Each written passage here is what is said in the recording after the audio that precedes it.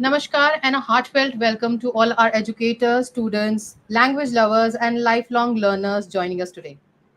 I'm Diviya Mehra, your host for Educational Connect with DM, a space where ideas meet inspirations and educational possibilities are reimagined with every conversation. Today, we gather to explore a subject both timeless and timely: career opportunities in Sanskrit and its future in India. At a time when the world is advancing rapidly in science and technology, the roots of our identity, our languages, our wisdom, traditions continue to hold relevance, strength, and purpose. Among them, Sanskrit stands tall, a classical language, a vehicle of ancient knowledge, and a modern asset in education, research, translation, linguistic, and global cultural diplomacy. To guide us through this rich landscape, we are deeply honored to welcome an academic leader and a Sanskrit educational visionary. Please join me in welcoming Dr. V. Kalyanaraman, an experienced school principal, multilingual educational leader, and an acclaimed expert in Sanskrit pedagogies. With decades of experience leading premier institutions like the PM Shri Kendra Vidyalaya Gilnagar, Chennai, Dr. Kalyanaraman has empowered generations of learners and educators through his exclusive leadership, mastery of discipline, Indian languages, and unwavering dedication to educational excellence. He is known for his expertise in CBSE affiliation, teacher training, and implementing multilingual educational models that bridge Sanskrit with Hindi, Tamil, English, and more. A certified trainer from RIE Mysore, he blends ancient traditions with cutting edge pedagogies approaches, truly exemplifying the blend of Bharatiya Gyan Parampara with contemporary innovation. A noteworthy mention in recognition of his lifetime contribution to education. He has been recently conferred the prestigious Best Principal Award by the Indian Talent Olympiad, selected from approximate 1.5 lakh schools across India, a testimony to his exemplary leadership and dedication to shaping young minds. Today, Dr. Kalyanaraman will walk us through the diverse career opportunities in Sanskrit, spanning academia, research, digital humanities, AI linguistic, NEP implementation, and more, while also addressing how we can inspire the youth to embrace Sanskrit, not only a subject but also a career path. Sir, we are deeply honored to have you here. The virtual stage is all yours. Namaste. Namaste. Thank you very much for this great opportunity given by this educational organization. And thank you so much, Madam Diviya Mehra, for this wonderful opportunity that I am very much blessed that I am connected with the Educational Connect today with you. That too to share my experiences, my learning, my insight on the mother of all the languages, that is the glorious language Sanskrit. So, Indeed, sir, it is our honor and it's our privilege. Undoubtedly, I would really like to extend my heartiest congratulations for your Best Principal Award. And we are it's a really prestigious moment for us to have you with us today. And talking thank, about a subject which is actually a noteworthy experience for all of us. thank you. So, looking forward, we really want to, the stage is all yours, sir. Thank you. Thank you. Thank you. Okay, so as we talk about the opportunities in Sanskrit, Yeah. how would you like to let us know, or like what is the subject all about? Where is its roots in India, and how is it connected to us? Sanskrit is the language of not only any particular Indian language. So we can even find the French Institute, which is there in Pondicherry, that is working a lot. And more to say, this Max Muller, who is from Germany. So this Max Muller is in Sanskrit. It is known as Moksha Mulaha, who is the root of the moksha. Moksha means nothing but liberation. Dharma, Artha, Kama, Moksha. The first thing is the Dharma. Dharma is the righteousness. We have to perform the duty as a human being. Then Artha. Artha has got two meanings. One is economical point of view, that is artha. Then second one is what is the purpose and meaning of our birth in the world. So dharma, when you do your dharma, when you are proper in your own performance, your own duties, that as an individual and for your society and for the country and for the outcome what that the society is going to get from you. So that is the artha, that is the meaning.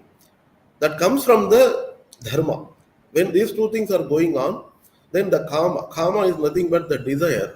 So the desire, what our culture, our Sanskrit language is teaching is not, it's called the lust. So this is the desire, this is the kama, that sarve janaha sukhino bhavantu.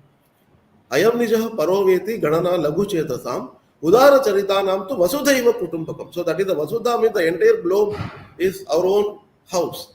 We need to teach the children, we need to learn ourselves that I am not limited to one particular sect of my own house, my own land, my own country, my own this thing. All ano badra khatavayantu vishwatah, that is said in the Rigveda.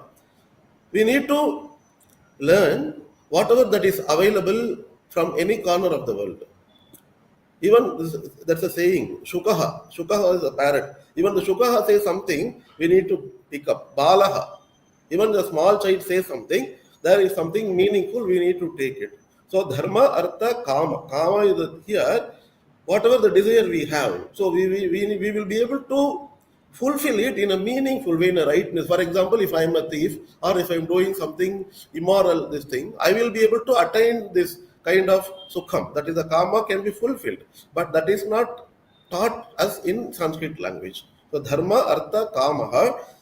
Only after reaching all the three, then only one will become eligible for moksha.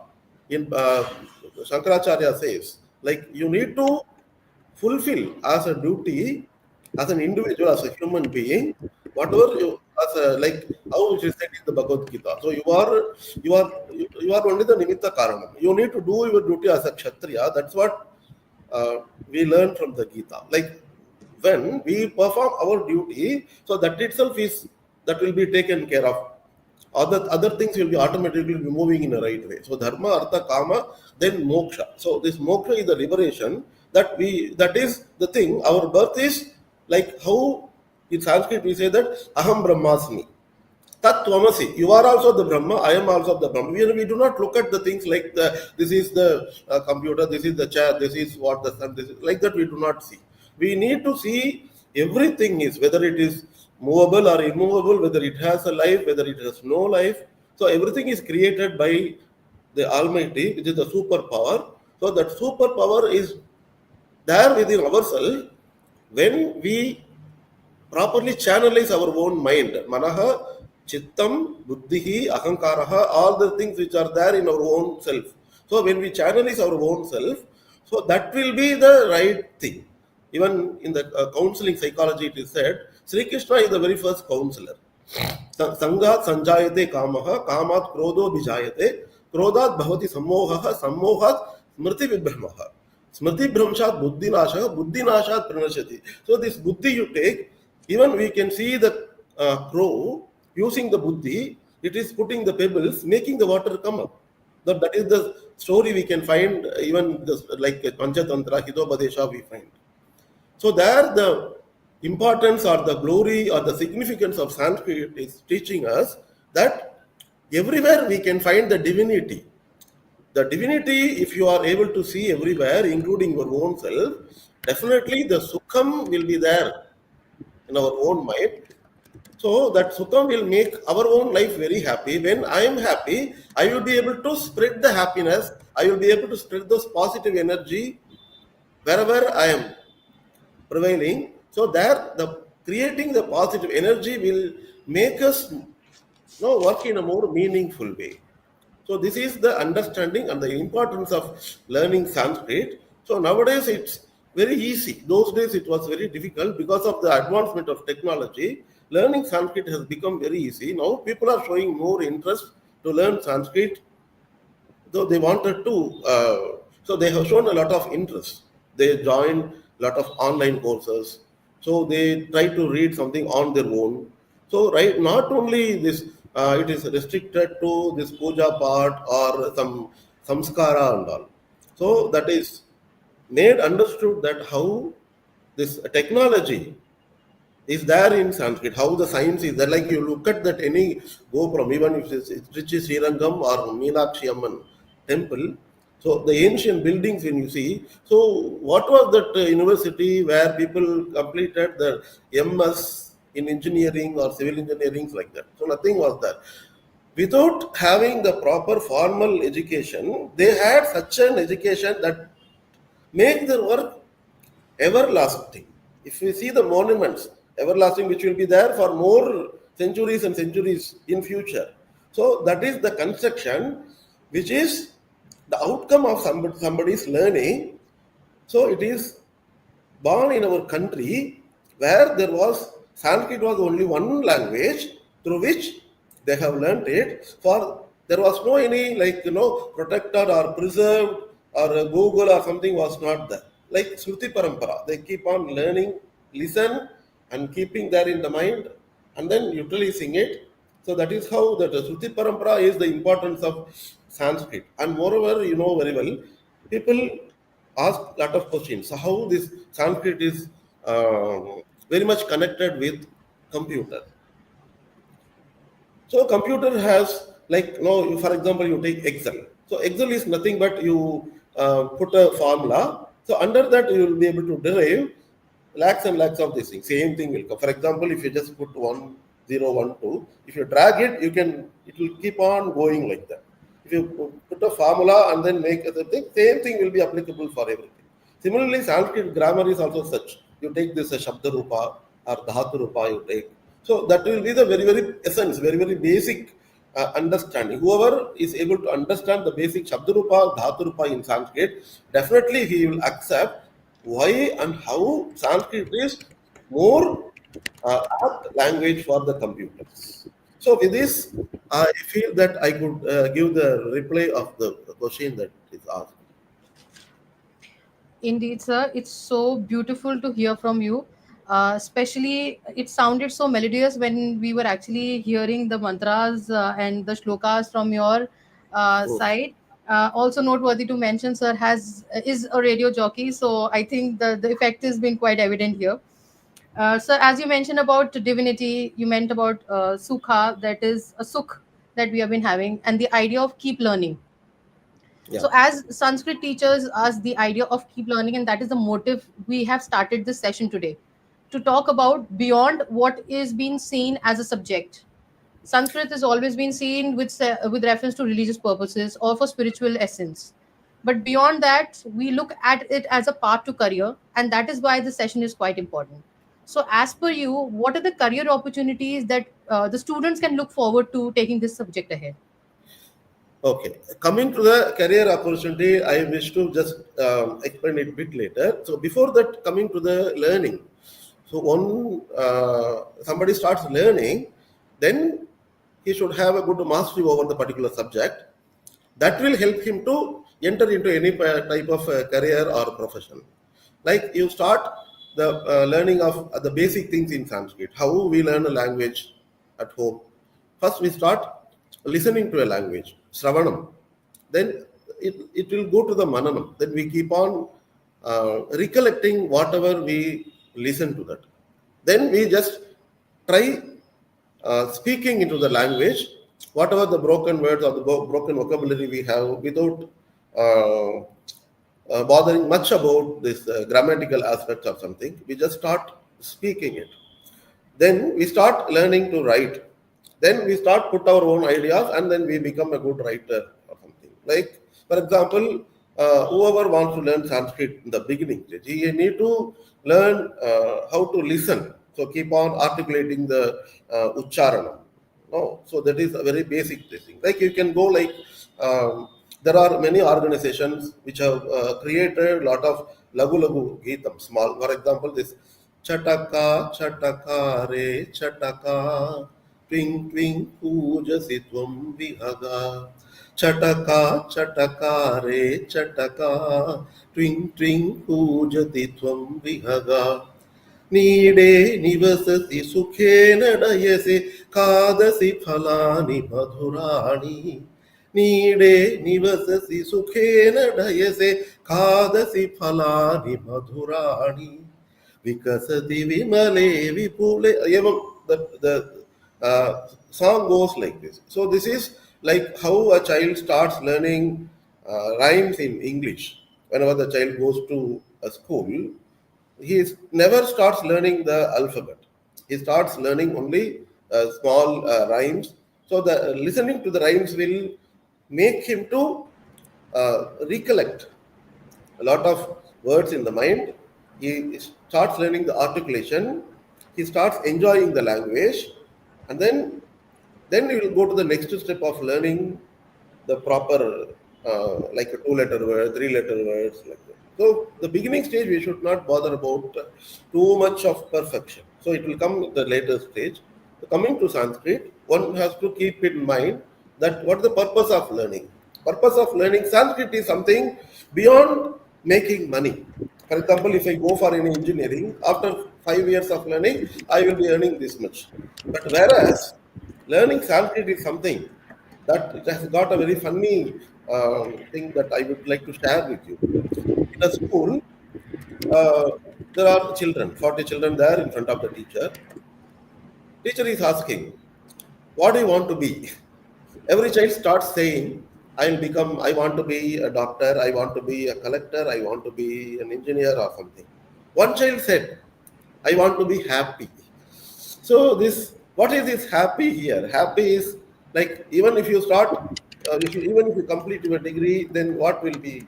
So you have to lead your life. So people should accept you as a human being.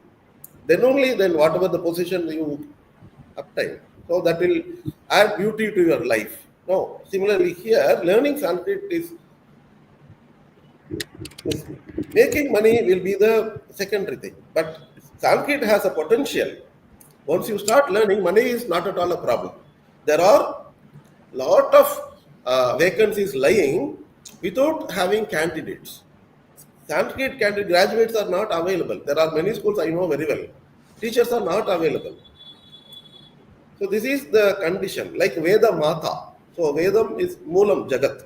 So Veda Mata is a mother, definitely will protect whoever comes to learn the language Sanskrit. So Eka Shabdaha Samyak Yataha Suprayuktaha Sorge Loke Sukhi Bhavati. Loke means in this world. Not only in this world that person will be very, very happy, even in Swarge he will be more happy. So we have to understand that it's a divine language. Sanskrit is a divine language which is beyond the materialistic satisfaction. It deals with our intellect, mind, and then chitta shuddhi, purification of the heart, and then our thought process becomes so pure, like we feel that every human being is a divine. When you look at a divine, we will not have any kind of this kalmasha kind of thing there in the mind. It will become very pure, like how we look at a child, we feel blessed or divine. Similarly, learning a language, that too Sanskrit language, it makes us more meaningful. Chitta shuddhi. Chittam means mind. So that is the greatness of Sanskrit. Then coming to the actual part, a person whoever learns Sanskrit, he has got a lot of career opportunities. Like not that it is limited with the teaching in any school, going and then people understand Sanskrit is a scoring subject. So we can get mark very easily. So that is the reason that they are going and learning Sanskrit. But there is a proven evidence, like whoever is interested to do this IAS civil service, they choose Sanskrit to be the Sanskrit sociology combination that make them attain the aspiration of becoming an IAS officer. So that is one this thing. And beyond that, like us, we all know that teaching into school, colleges, universities. So this is one aspect. And then research, undertaking the research has got a plenty of opportunity. Even you take this NASA is taking effort to make this 6G and 7th generation computer. So now we know that up to 5G. So for preparation of this 6th generation and 7th generation, they really believe there is a Sanskrit department. So the Sanskrit department invites scholars from India who know Sanskrit. So with their support, they wanted to make an effort of mingling this Sanskrit language for attaining the success in the making effort of creating this 6G and 7G. So that is the power of this language. And you know very well, Sanskrit is most suitable language for the computers. It's commonly known. So reason for that thing is like Sanskrit grammar, that syntax has got such a formulation. So that what do you call that formula or sutram, the derivation, application. So these are all very systematic, like how we have this singular and plural, in all the languages. Whereas in Sanskrit, you have this Dvivachanam also. And there is like akaranta different, akaranta different, pullingam different, strilingam different. So everything is like, for example, uh, I man is seen. This is in passive voice. No, man. What is man? Purushaha. Seen is what? Drishyate. Drish. Seeing. So Purushaha Drishyate. Even this kind of this thing, grammatical structure, when it's applied there in the computer, so that makes very easy. That the system makes it very very easy. That is the origin of Sanskrit that is being used in computer. So that is the reason. And apart from that, like there are many people who start teaching this Sanskrit language through various online resources. That is the one thing. And like self creating this thing. You see that a lot of music, like the composition of like Muthuswami Dikshita, like many compositions are there in. Even if you take the names of all the ragas are there only in Sanskrit. You take the names of the rivers will be there in Sanskrit.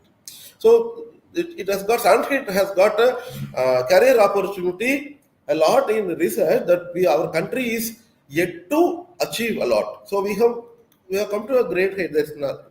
It's obvious, but using Sanskrit in a right way will make our country further flourish. So for that, learning Sanskrit and then choosing the career in such a way that like how we will be collaborating. For example, if somebody knows only Sanskrit, if he doesn't know English, so that his knowledge will not reach the entire globe. So along with learning Sanskrit, we need to learn the other subjects also, so that it will be easy for us to take this Sanskrit and then like you can use it for any research. For example, you take this turmeric.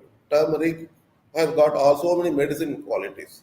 So Ayurveda talks about all these things, like how it will be reaching the common mass, how it will reach the people, those who are living in the other country. So you need to learn the technology, you need to learn the language, other languages. So you need to incorporate with this. So whoever follow all this aspect, definitely that individual will be having a lot of career opportunities. So with this, uh, I feel that I could share whatever I feel.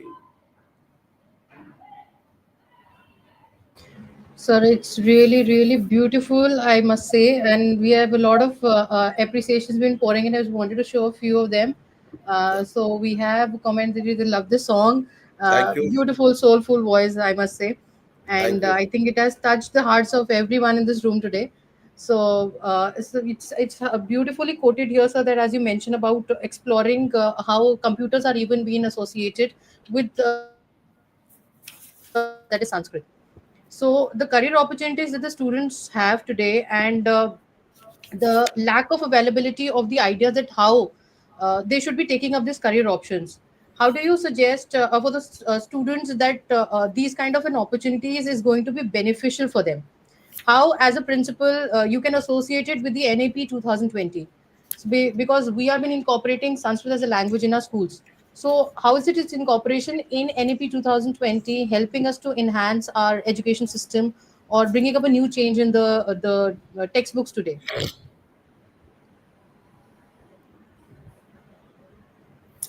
So this National Education Policy 2020 really make all the teachers more vibrant, and then it has got the new dimension in teaching and learning process, like how, as I already said, that incorporating the technology will make the things work very, very easily. Like we are able to make all the things accessible in all the levels. Like for example, you need to take Sanskrit to the very small children. Like Karagre Vasate Lakshmi, Karamadhya Saraswati, Karamule to Govindaha, Prabhate Karadarshanam. We say like, oh, that is the sloka which makes the teacher to understand the importance of incorporating both the physics and also the mind. No, like neuro linguistic collaboration or this like coordination. So neuro means all the nerves what we have. The linguistics, the articulation, how we say. You know very well. Children are able to learn by learning action. We make the children jump and then sing, dance, and then we take something to the children. We need not have to teach them anything. So they look at what the teacher does in the class, observe it quickly, and retain there in the mind. So this is one way. And second one is, there is what I have learned from my Guruji Chamu Krishna Shastri, that is eclectic language. So eclectic technology. Eclectic technology is such a thing that we tell the answer that prompts you to pick up the same thing you need to reply. For example, Mama Nama Kalyanaraman. Mama Nama Kalyanaraman. Mama Nama Kalyanaraman. Bhavatah Nama Kim. Mama Nama Kalyanaraman. So you understand Kalyanaraman is the person's name who is talking to you. That Mama Nama. So this Mama Nama is made repeated. I have made the audience to listen 3-4 times with a lot of articulation, body language, expression and all. So this kind of teaching is the speciality which is which is brought back through this national education policy. See, there is a scenario like people just look at the book, keep on learning, write the question and answer, whatever is important for the examination. So write a story about the Rama in 20 sentences. So this is how they mug up and then they vomit and go. This is one pattern. Now, this national education policy has removed all such boring and then very dull patterns or strategies or technologies or methodologies, which is not at all going to be useful for further mental ability development of the children. So it has national education policy is properly, basically it's giving an opportunity for the schools to mold the ability of the teacher that reaches the children in an interesting manner. So here I would like to say that not only there is a change in teaching Sanskrit language, so that is totally different from what we have learned earlier, what we are learning now. That is there is a change in teaching methodology, there is a change in teaching technology, and there is a content part. What children are learning now. Long back, there was something which was pertaining to one particular sect of Dharma Granthas or something. Now children learn Digi Bharatam. In 8th standard, 7th standard textbook, we have called Digi Bharatam. The Digi Bharatam lesson, what is there? How one has to make this money transaction to using mobile phone. What is called Google, that is there in Sanskrit. And then there is a lesson about Savitri Bai Phule. Savitri Bai Phule, the woman who worked for education of women and then downtrodden people. So Sanskrit lessons are modernized now, which suits the needs of this generation. So this national education policy is such a vibrant. It's giving importance and then focus on Indian knowledge system. How this knowledge system is taking place in this national education policy is very interesting. Like how you use this logic. Say, for example, somebody wants to go for learning somebody wants to become an advocate. So he should go to learn the laws and other things. Like law is nothing but the tarkam. So there is like yatra yatra dhumaha tatra tatra vannihi. Dhumaha means what? Smoke. So there is anumana pramanam. How we look at and then we imagine. Because there is smoke, there must be some fire. Then inference. So how this inference, how we guess, then how we check it, like so this testing and all, the testing was invented very, very long back. So similarly here, this national education policy is giving importance for understanding and then reviving the Indian knowledge system in many ways, like connecting Sanskrit with physics, connecting Sanskrit with chemistry, connecting Sanskrit with mathematics, like how this Nikhilam Sutram. You know very well that zero is invented only in our country. That is, I'm not going to tell about that. But how this Vedic mathematics has become so popular these days. How that made children to do this abacus and all children learn these days. This is abacus and Vedic mathematics. You can connect both these two disciplines is in an interesting manner. So this Vedic mathematics is the need of today's society. Schools start giving training to the teachers in Vedic mathematics because of our policy is focusing on this Indian knowledge system. And then I need not have to tell on the importance of taking care of our own personal hygiene and health conscious, which is there in the Ayurveda system. So Ayurveda system is nothing but how we have to take care of our own personal hygiene. So when the system is taken care of, definitely there will be no disease at all. This after getting the disease, going to the doctor, getting prescription, then getting side this one due to the chemical this thing reaction will be there, so that will make the human being more drowsy. So these are all the negative aspects of the other systems of medicine. Whereas in the Ayurveda system, it has got such a powerful, very easy manner that basically Ayurveda systems it makes us to detox all the unwanted things and then make the system all right. Suppose if there is no endurance, then it tries the alternative way of making the human system in a proper manner.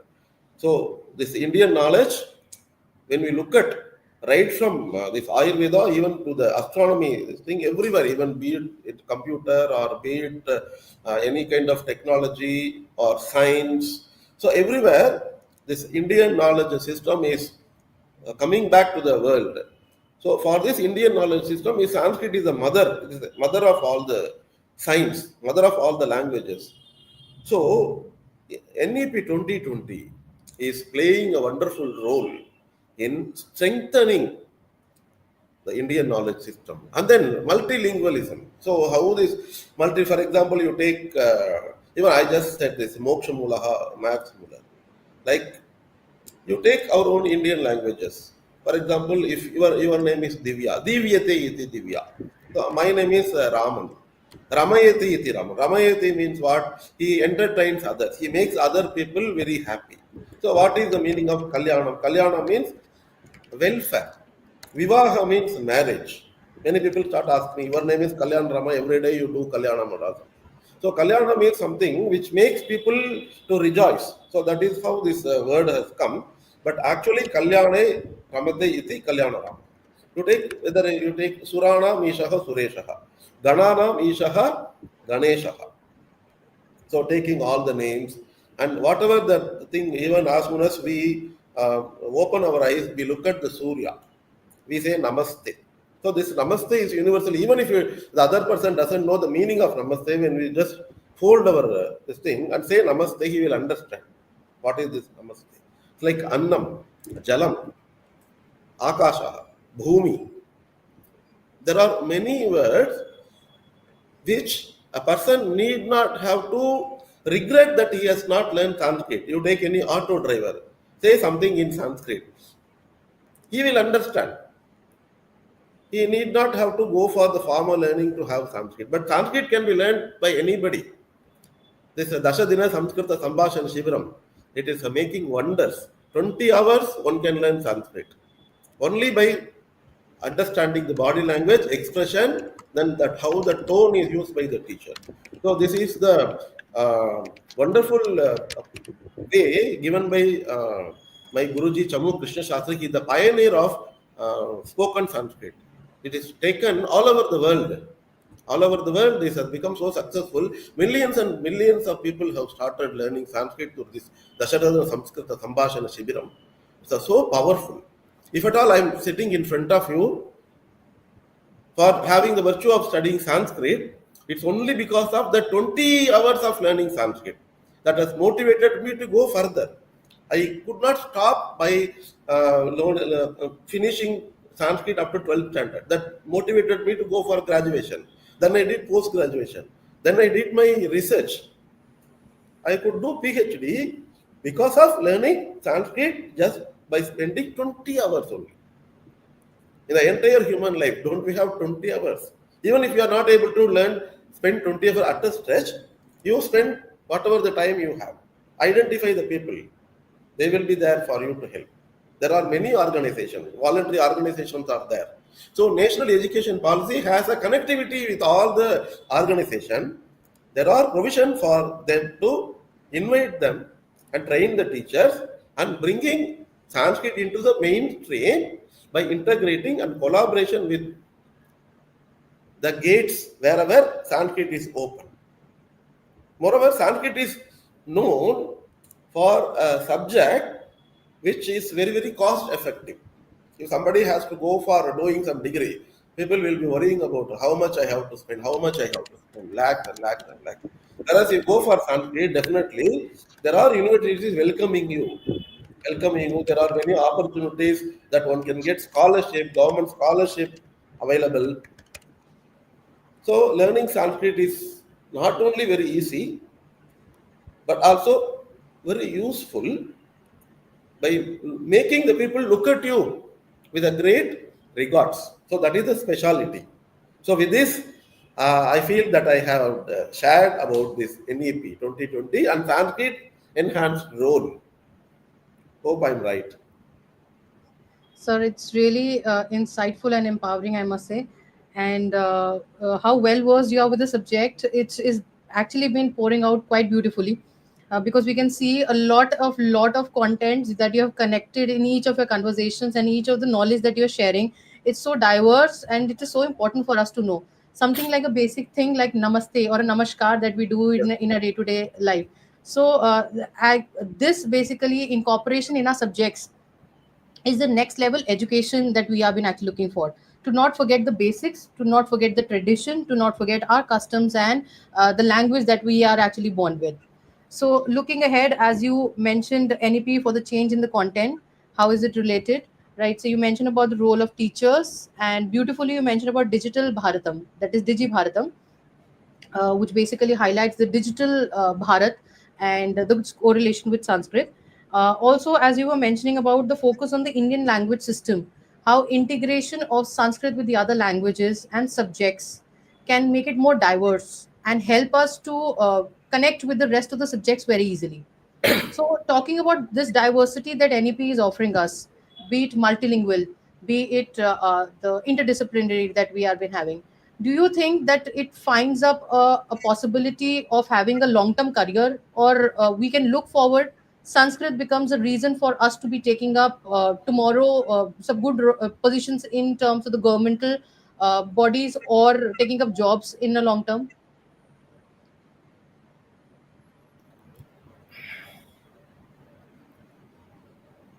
Can we take Sanskrit as a full time career? So coming to Sanskrit and career.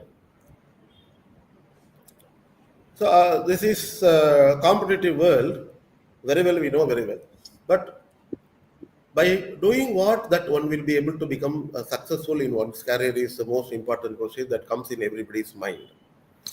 So first of all, what the basic demands, what all we have, like food, shelter. These are all the basic thing for which one has to earn money. That is quite possible by entering into any field. But taking Sanskrit, that is actually a viable full-time career path, is 100% possible.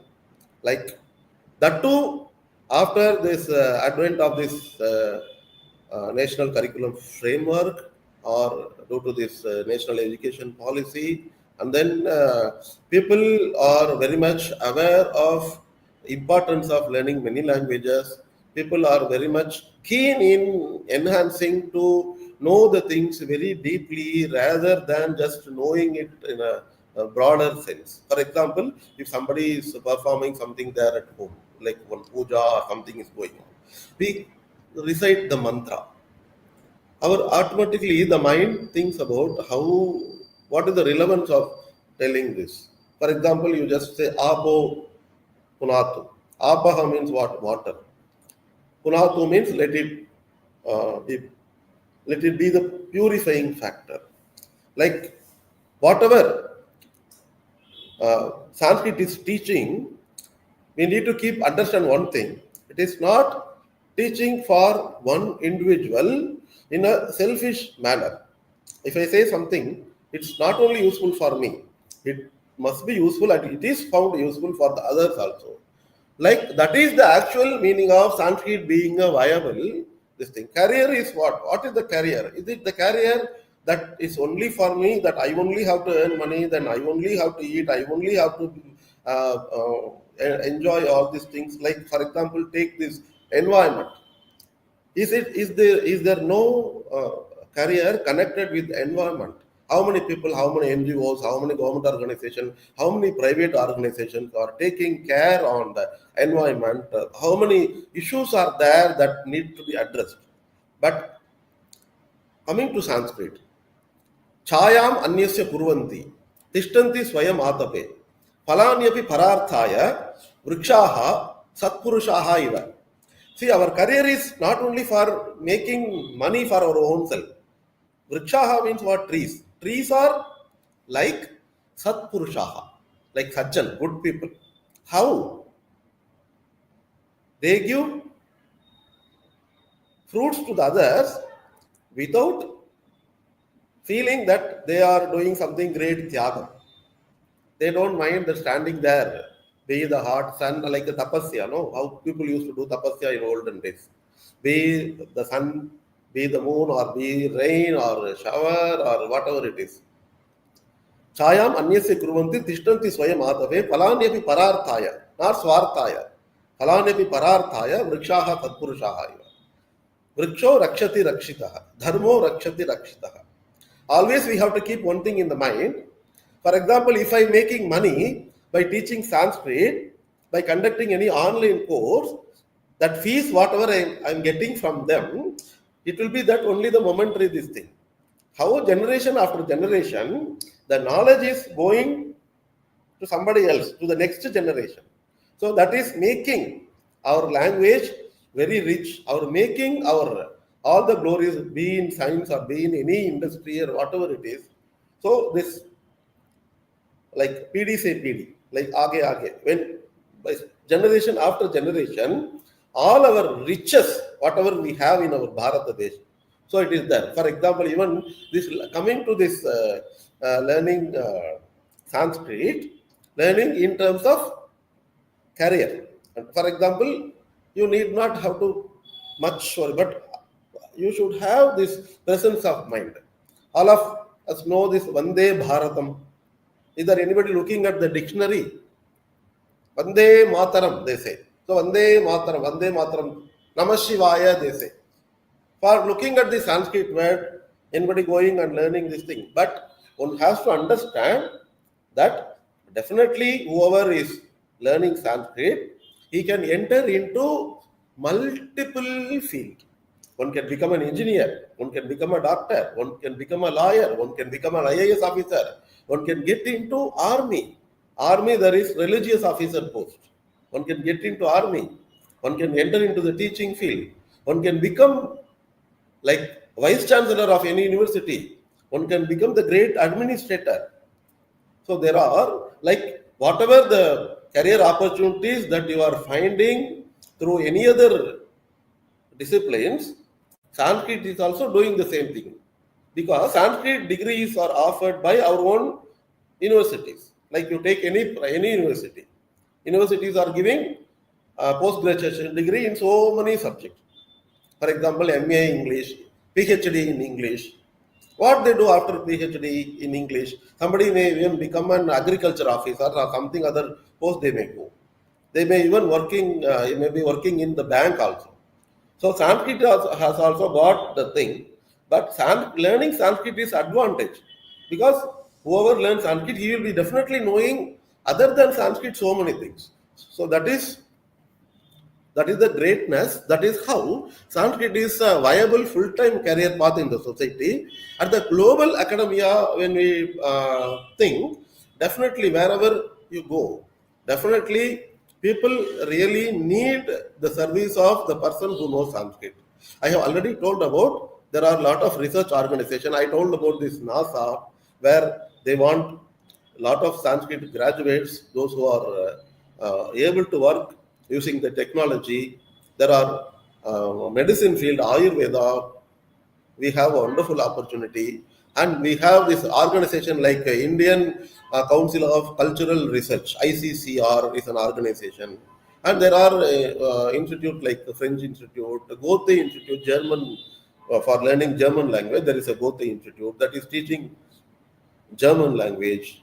So I have come across many advertisement which advertise the need of Sanskrit knowing people. And moreover, for your kind information, there is a dictionary in Sanskrit, like how we have this Webster dictionary in English. Similarly, there is a dictionary in Sanskrit that is the finest, the most important, like foremost dictionary in the world. That is given by Monier Williams. So Monier Williams belongs to Germany. So this Monier Williams dictionary is taken for granted. Everything is available there. Whatever the root, connected, this thing, everything will be available.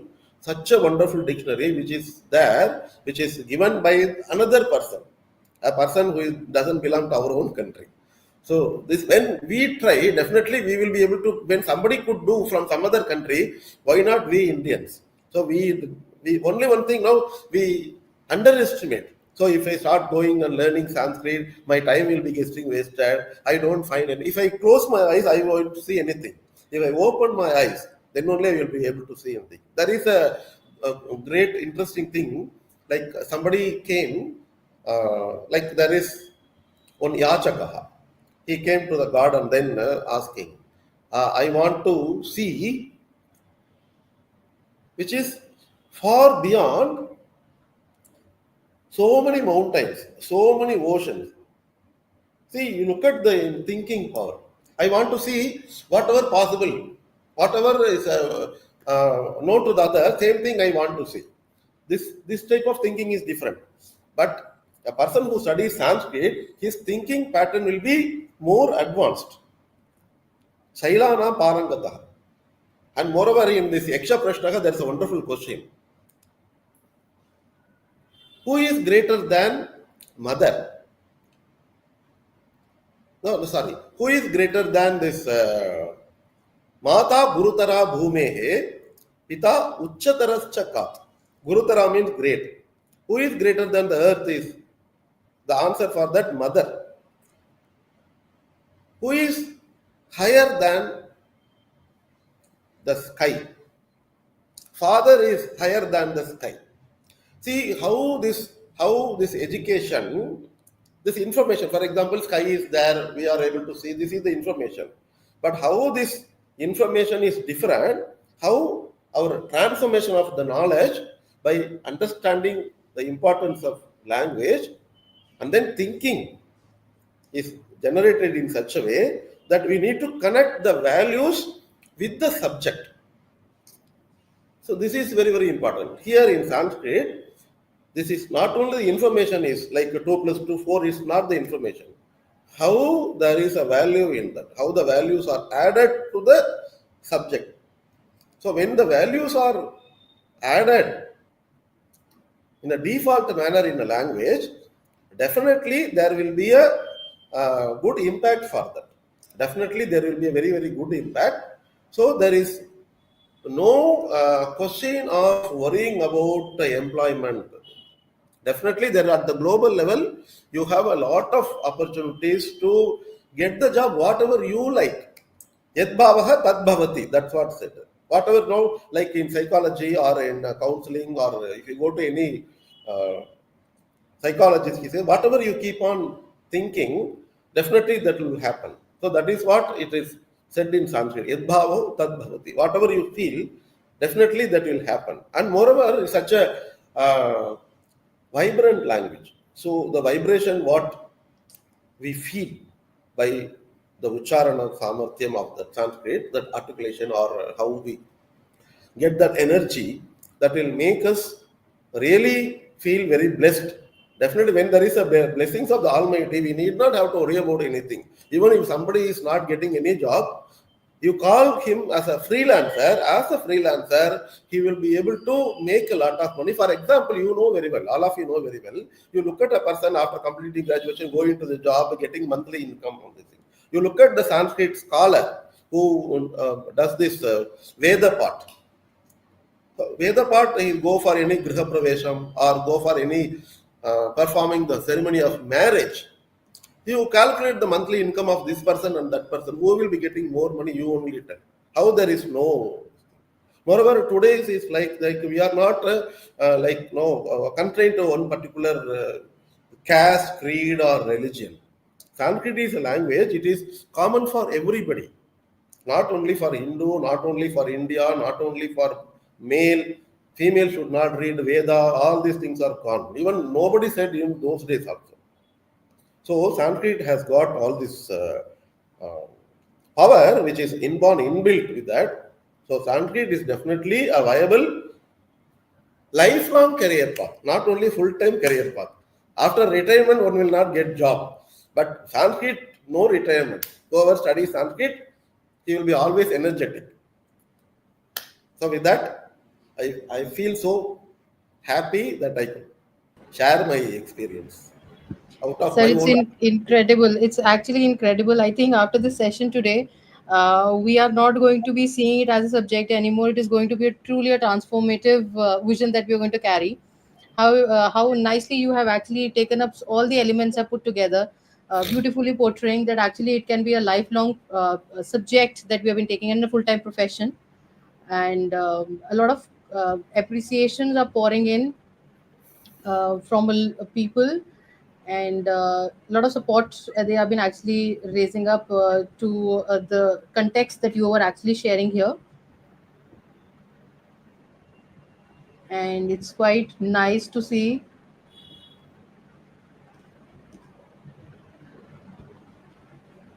So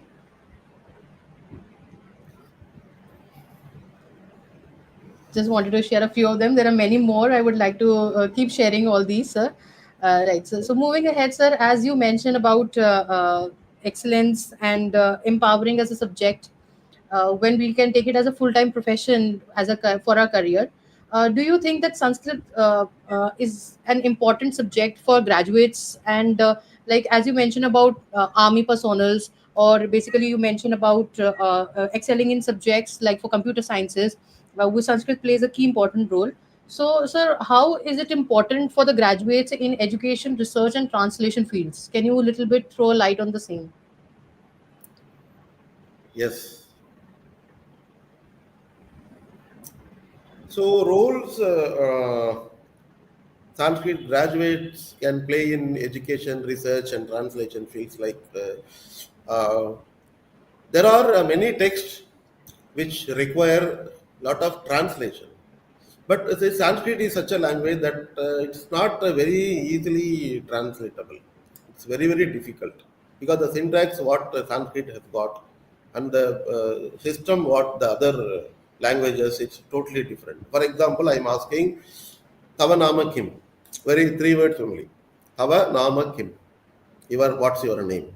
Now, I can ask in different way, but there is nothing wrong in it. Nama Kim Tava, I can ask. Kim Nama Tava.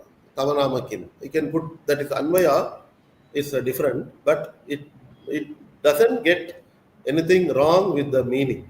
So this is how. And then second, this thing is in translation. Like you have a lot of Samastapada in Sanskrit. For example, Rama Graham. So Rama's house. Says Rama separately we have to tell and house separately we have to. Whereas in Sanskrit it is a combined one. All the combined words will become like how we have a capsule in hand. How the capsule has got all the qualities from different ingredients become a capsule. Similarly, there are like a capsule formation of words is the literature that we can find in Sanskrit. So this translation is one opportunity where we need to come forward.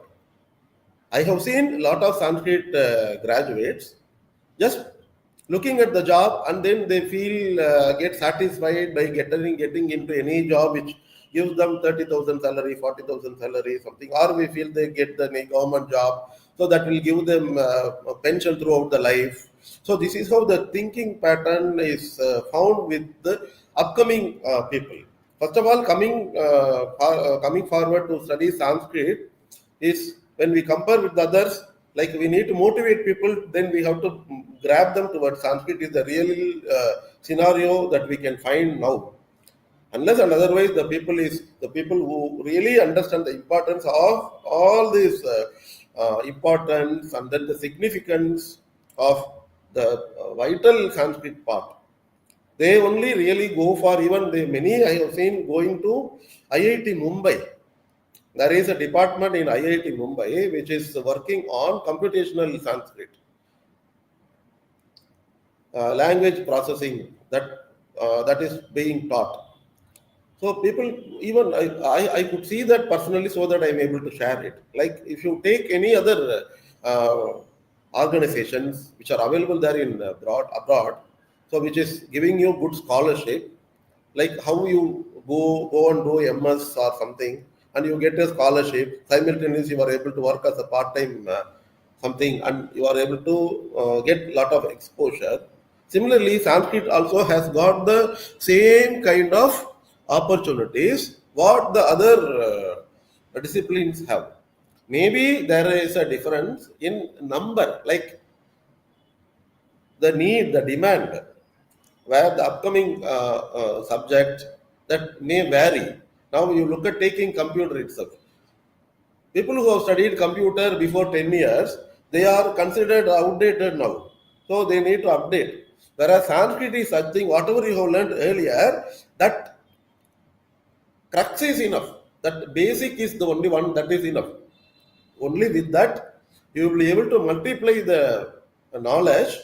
By multiplying the knowledge, one can enter into any kind of position in universities. Even American Hindu University is very, very well known these days, which is working at the global level. And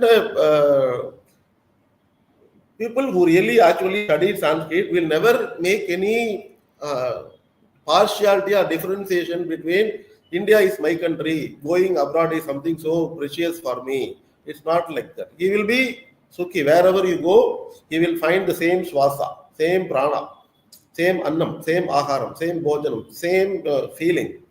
So going abroad is not something great. Being in India is not something inferior. So India, how we have India a land in the entire globe. Similarly, the other part of the world is also a place. That's what. But we only have make a prejudice that working in abroad is something make great and all. Like being in India, sitting here, one can work for multiple countries. So now everything has become the mobile it has become. So what as a language profession, what you need to have basically is that how you have good knowledge in that particular subject is number one. Second one is your thinking pattern. How you are able to utilize your Sanskrit knowledge into this profession. For example, you can create your own YouTube. You can translate so many movies. You can translate so many novels. You can apply even for Padma Shri or so many awards. Like what is not there? You have to look at the website which are connected with Sanskrit promotion oriented agencies. Government organizations are there a lot. Even we see this Akashavani, Samprati Vartaha Suryantam, Sanskrit news, every day we are able to hear these days. Every day we are able to see Sanskrit newspaper. Every day we are able to see different kind of, like how we look at the serials there in the TV. Similarly, we are able to see that small, sorry, what do you call, small, like all these things, serial, web serial, all these things we are able to see. Actually, now the strength, the number of people who have learned Sanskrit is, when we compare with the ancient time, it's not like that. So now we have a quite number of people, they understand Sanskrit very, very easily. They are able to connect their lives with that. Lot of appreciation is coming. What we need is like how we have to come forward, how we have to take the Sanskrit language to meet the common needs of the people. For example, I do something job which is not at all needed for anybody, then what is the use? So I need to think that how I will be able to take this Sanskrit to the common man so that basically he will be able to appreciate. Second one is he should motivate him, and third one is it must be beneficial. So similarly, entering into the teaching field will make others learn. Entering into the research field will give a very good fruit or contribution to the entire humanity. And the third one is translation project will become an archive, like how many manuscripts are yet to be translated, how many manuscripts are yet to be found out, how we have to give a good form to them, how we have to preserve, and we have to do research, and we have to bring out the hidden things. So there are many opportunities, like many conferences are taking place. One will be able to go there, share, and take something from the others, and we can give something to them. And there are so many forums in which you will be able to participate, and you can.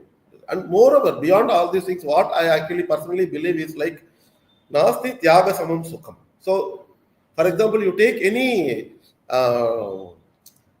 successful scientist, even you take Albert Einstein or you take our own Abdul Kalam, unless and otherwise they have contributed, we won't be able to enjoy all these benefits. So, what is the actual reason behind it is like they have sacrificed their own valuable time. They have sacrificed their knowledge for the purpose of the other people to enjoy. So, that was the idea there in the mind. Like how, when one is able to generate the idea that actual is one's own potential will be beneficial for the others, he will be ready to undergo whatever be the consequences or whatever be the hazards which is coming, and as a which becomes an obstacle in one's journey. He will not bother about all these things. How he will keep on moving ahead and moving ahead.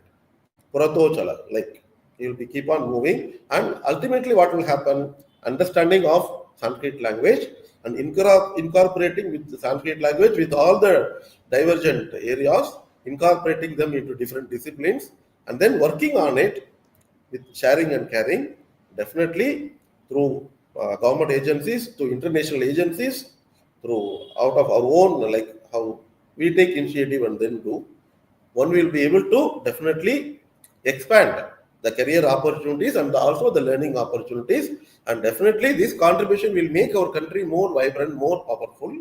So what the glory what we had and then what we have right now, the glory and then the charm, beauty will definitely keeps on increased and then expanded. So with that, I feel very much privileged for replying this wonderful question.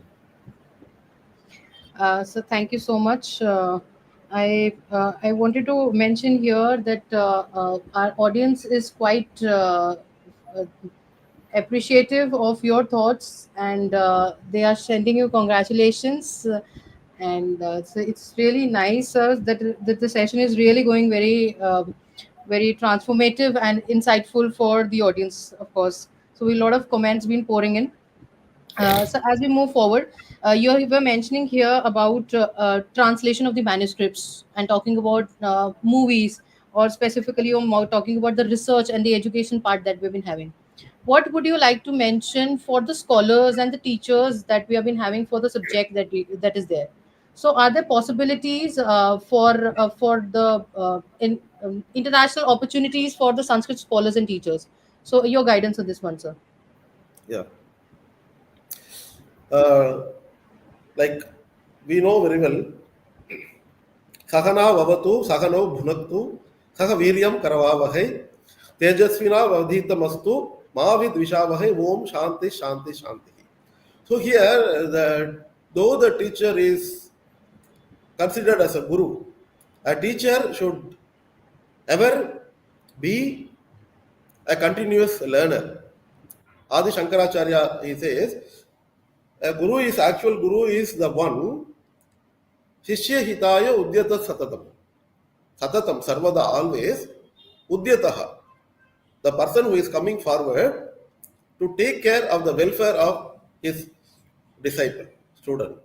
A teacher, especially the teacher who is teaching Sanskrit, should never have any kind of hatred or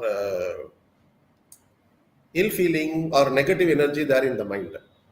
A teacher should feel that people will have lot of difficulty. Children always commit lot of mistakes. They will not do the homework. They will not listen to you properly. They will be indisciplined. They will put you into lot of turmoils. Lot of troubles will be there. They won't be able to pronounce properly. They won't keep there in the mind. I had a wonderful teacher. He was narrating a beautiful story there in the class. That the story is making me that I should not forget it. So in a class, think that there are 10 children. All the 10, the teacher is a very good teacher. 10 children have learned, there are 10 children. 9 children are learning very well. There is only one child who is not at all bothered about learning, not at all showing interest. Because of that one particular child, the result is getting low. The teacher is not able to produce 100% result. The other children tell this teacher, sir, why don't you avoid this fellow? He's always bringing trouble. He's not at all obeying you. He's not at all listening to you. He's not at all following the rules. Not at all showing interest. Then the teacher simply keeps quiet. Next day again, this teacher is listening to the same statement from the other 9 children. Then that time the teacher, children says, sir, we feel very uncomfortable with this one single fellow who is not up to our level. Our level is what I know something. I am somewhat superior than this. That time, the guru says, if you want to leave, all these 9 can leave. I'll sit with this only one child. I want my education to reach only such children who are unable to learn. When everybody learns, what is the meaning of guru? A real guru should not threaten. A real guru should not make the child feel getting afraid of the subject. A real guru is such a one, much pleasing, very easygoing, very student friendly. When the children start liking the teacher, definitely they will show interest there in the subject. For example, if I am able to recollect what all my gurus have taught. Why? Not because of the subject, because of the quality of the teacher. So the quality of the teacher is such, should establish the rapport with the children. So one-to-one rapport, like how that the teacher is able to hug the child and then keep it under his arms, protect how a mother takes care of the baby. Similarly, whatever be the age factor, a student is like a child for the teacher, which is looked upon as an adult. Like they should have that mata sishu sambandha. They should have the connectivity like thing. And second one is the teacher should teach the easy things first, not too much complicated this thing. And if at all something is complicated, he need to break it into different this thing and then make the simple. So you know very well the teaching methodology is the simple to complex goes. Like keeping that in the mind, targeted learning outcome there in the mind. We need to break it, divide it into different chunks, and step by step, phase by phase, one has to take all these things by giving opportunity for the child to participate there in the classroom activities. Like language will be developed only when you give an opportunity for the learner to express his ideas. Otherwise, there is not at all learning will take place. So that is the thing. Like at the school level, teachers have to deal like this. And then the advanced level, there should be a lot of opportunity for the children to express their own ideas. And Main thing is learning will be getting completed only when the individual will have the power to produce something on his own. There is a very beautiful saying in Sanskrit. Acharyat padam adatte, padam sishya swamedaya, padam kala kramenacha. Acharyat padam adatte. Padam means 1/4 of the learning is obtained from the Guruji. Padam Sishyaha Somedaya, out of our own different types of thinking, one will be able to develop the learning part. Then earlier 1/4, now 1/4. So half learning is taking place. Then by other interacting with other children, remaining 1/4 of the learning. Even if the teacher is able to teach 100% syllabus completion, 100% of the thing, or make the child, all the children get 100 out of 100, all the children get a job, making all the children who are learning Sanskrit becoming a professor or even vice chancellor in any Sanskrit, national Sanskrit university, even that time also, learning is not at all completed. Padam kala kramena. Only after day by day, only in due course, only one will be able to get the entire knowledge. But that is not at all this thing. That is a very big process. And then now coming to this actual part of like how this learning is making our life more comfortable. Like definitely, lot of opportunities for us to get a lot of jobs, lot of opportunity for us to develop, lot one's own personal development and professional development. A Sanskrit learner will be able to become successful not only in personal life, definitely there in the professional life, but also there in the social life. Like how we call know this intelligent quotient, emotional quotient, like this social quotient. So everywhere he will be very much balanced. Samashatraucha mitrecha tata manapa manayogo. He will consider everything in a balanced manner. So this kind of reflection, what takes place in the mind, will make him to go to any level. So this is the success of Sanskrit. So with this, I feel that I could share my views on this. So I think this is going to be giving the vision to many of the people that it has a future perspective, and it is a viable option for a career or a full-time profession, which many of the people do not have a clear perception about.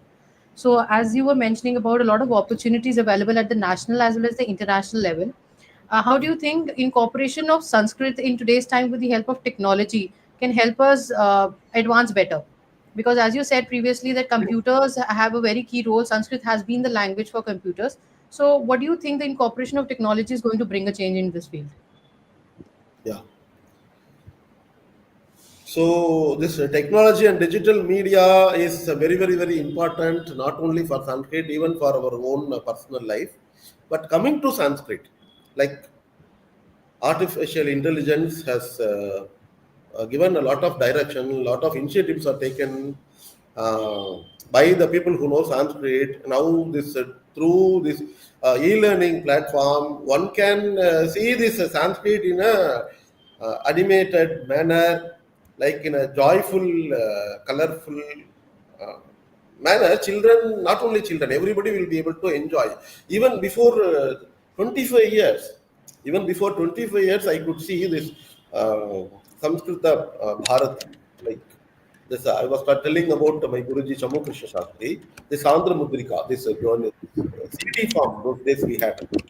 So in the CD form, we had collected a lot of multimedia form of stories, songs, games, animated games were there before 25 years. Now we need not have to like to lot of apps have come. Sanskrit learning apps have come. So it has become no user friendly. 1 year child will be able to operate it. So that is how technology is ready. But Sanskrit graduates, they are yet to go to that level of this thing. They should not be limited only with the learning only language. So they need to equip our system should give opportunity for them to do the project, like the teachers, those who are there in the B.Ed classes. So they go for teaching practice. What they do is they just deliver the information. They just go there and then teach there what is there in the literature. But there may be some other organization, there may be other agencies, there may be other industries which are creating these e-modules of e-learning contents. So they need to create more opportunities for the Sanskrit graduates, the aspirants, those who have got the potential, both in Sanskrit and also in application and also in the technology, those who are very fast in learning, fast in implementing the things in a broader sense, they should get more opportunities in such industries where all these things are created, be this animation industry or be this a cloud form of industry. So they digital media, let there be a lot of opportunities. Many organizations like IITs are coming forward. IITs have started working on that. National government of India has taken a lot of initiatives. Many universities also, but it is not widely. It's not reaching at the higher level. It's only getting to the limited people. So that the others will also get an opportunity that they need to learn Sanskrit and then go. For example, if think about the student who is completing 12th standard. That many children come with that need of entering into maths because everybody wants to become engineer. I also should become. Even if you ask the child to go and study biology, the child is not ready to accept it because the mind is fixed in such a manner that they need to, by hook or crook, they have to enter. But what actually needed is basic understanding. So this understanding is something very, very important. That understanding can be developed by studying Sanskrit. For example, why I am saying this? Because memory is very, very important. No. So memory is what you know very well. When I talk about memory, go to the age of Rishi Parampara. Rishi Parampara and all, they didn't even have a small paper or pen or something. Manuscript came only later stage. Even before that, all these things only were there in the mind. They start telling. Then even we have learned, no, like keeping all the multiplication tables.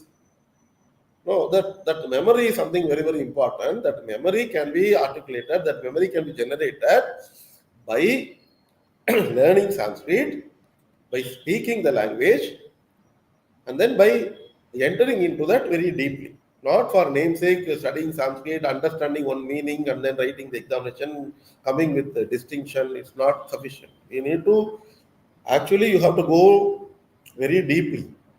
So that deep understanding will generate a lot of memory there in the mind.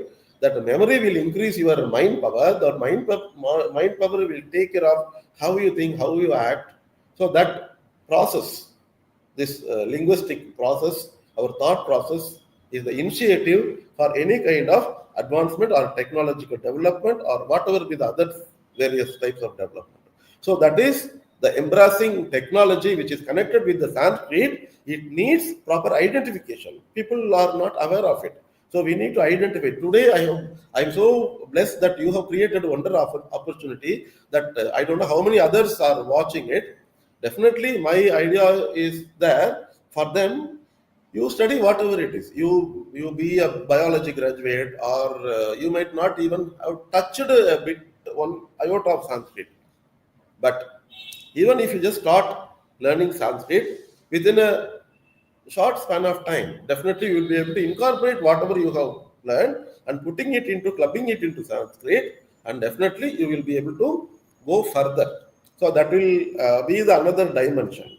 So that is possible by the advancement of this technology which is available through this computational linguistics form or artificial intelligence or through digital media or any other platform that is there in the e-learning platform. Very nicely said, sir.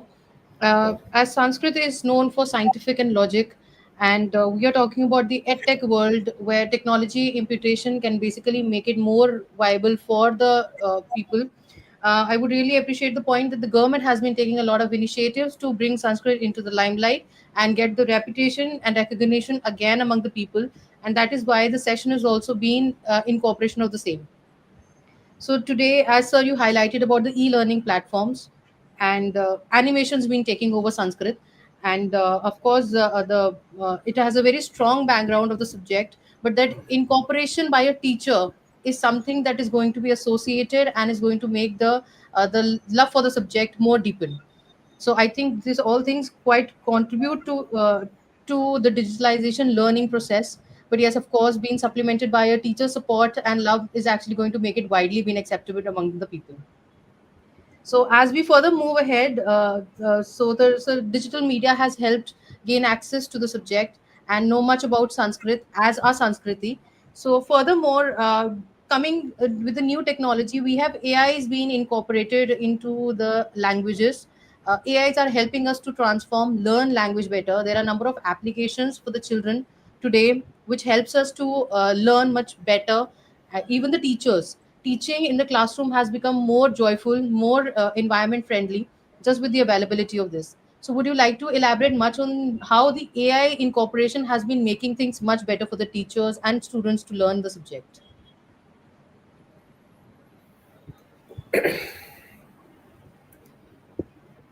Emerging fields, if you take it's now current scenario is artificial intelligence is the one, so which is coming up, it's propping up nowadays. To connect Sanskrit with the artificial intelligence, definitely the understanding of basic Sanskrit grammatical structure is the most powerful foundation part. So, with that, one will not be able to understand how he will be able to collaborate with the artificial intelligence or computational linguistics. So, computational linguistics is there already there. It's existing in many platforms. For example, you take a kind of you want any particular document. So all these documents are available there in online.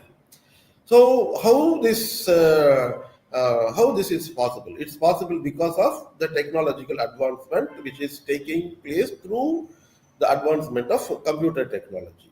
And the computer technology is something like, for example, if the readers get something which is very ambiguous, so which has got lot of which requires lot of correction, so which is very incorrect, so which requires more explanation, so that is irrelevant. So there are many national level libraries, foreign libraries, other manuscript libraries. For example, you take this Tanjore Saraswati Mahal library or other famous libraries are that they are doing working on that. And the government established research department which are connected with the Sanskrit. So they set up a particular wing for working on collaboration of Sanskrit with artificial intelligence these days. So there is, we need to wait and see that how further we will be able to produce more and more this thing. But it will be easy these days because even if you connect with, for example, Chat GPT is very widely known. Even though Chat GPT is known, but how many of us are actually comfortable with that? Because it has come only just now. We are just looking to that now, and we need some more time to enter into that in a deep manner. So I am not telling that now itself everything is open. It's available, but only one thing what we have to do is we have to basically we have to understand the technology first, because for Sanskrit people it's a bit quite challenging. Even not only for Sanskrit, even you take any language, a person who has studied any Telugu or English or Hindi, for him language will be more comfortable. The technology, it will be a bit difficult. He needs to take the guidance and support from the some expert or somebody else.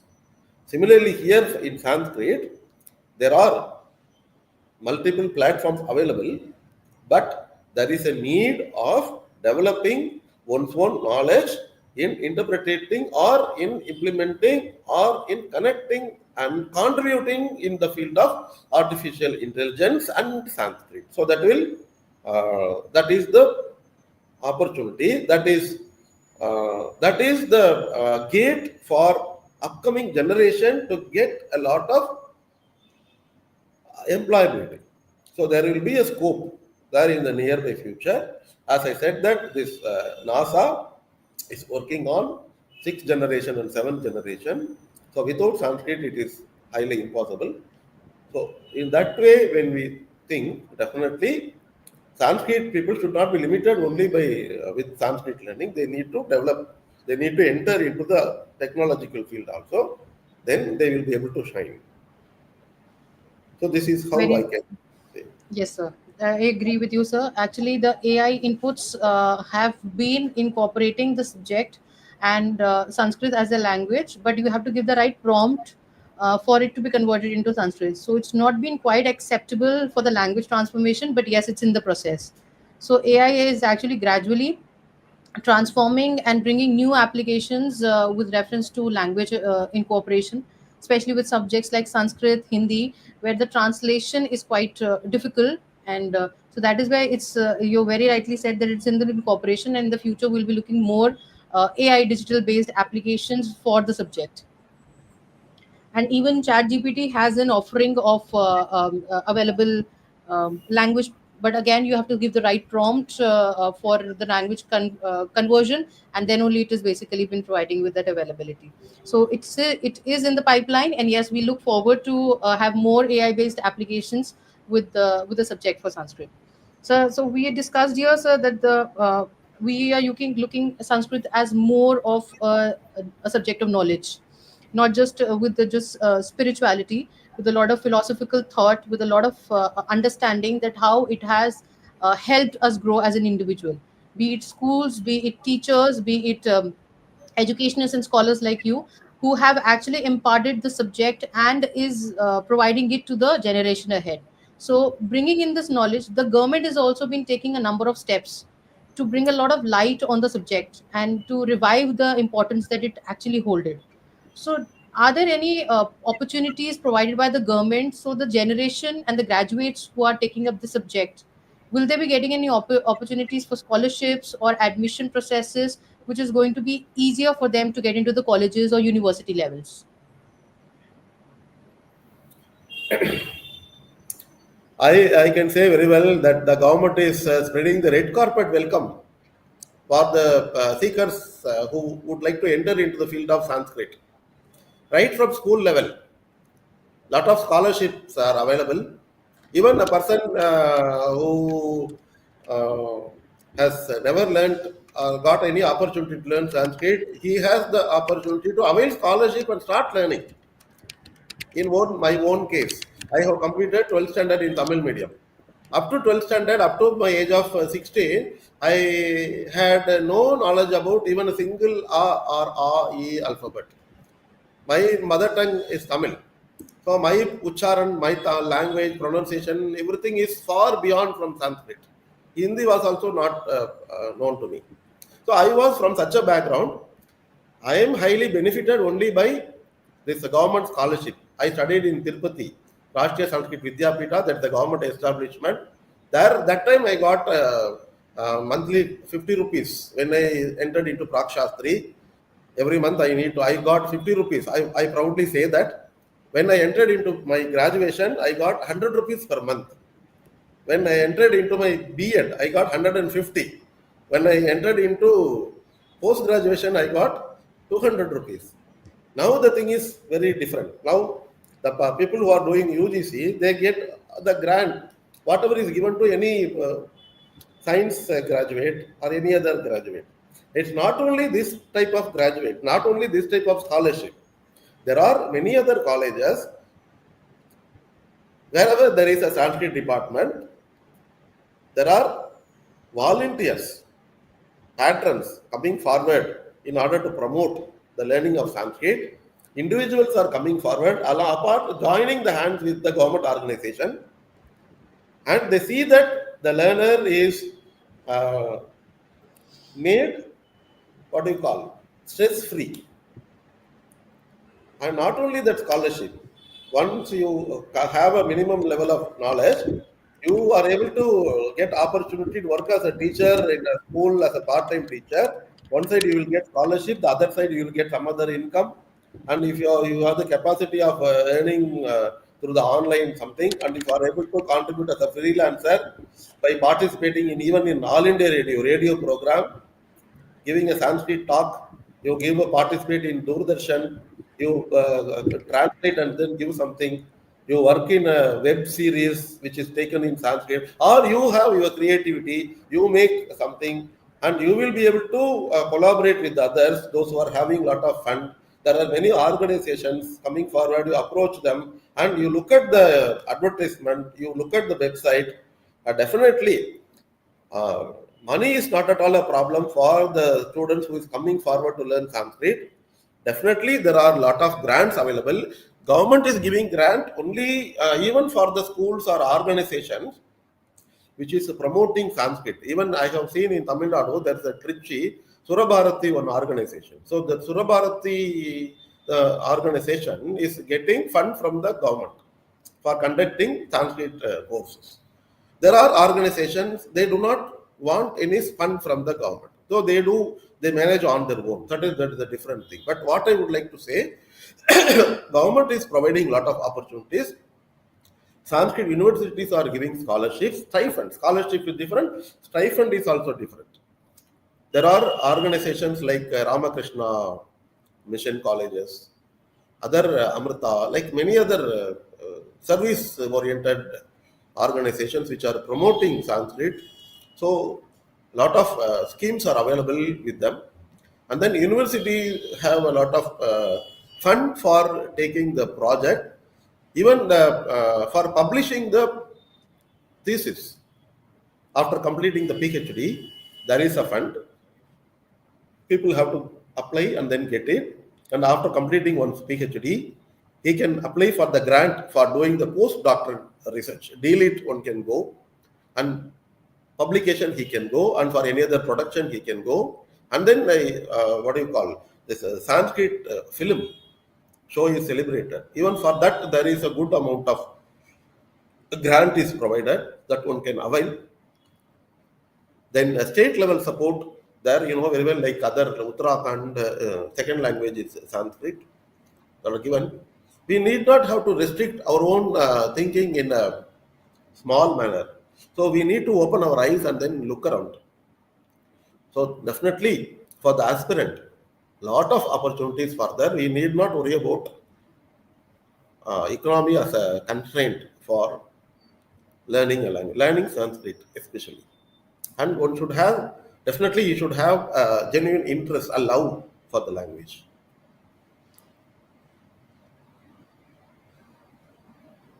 Yes, ma'am. Right, sir. So you're looking about a lot of opportunities being available from the government. Scholarships have been available.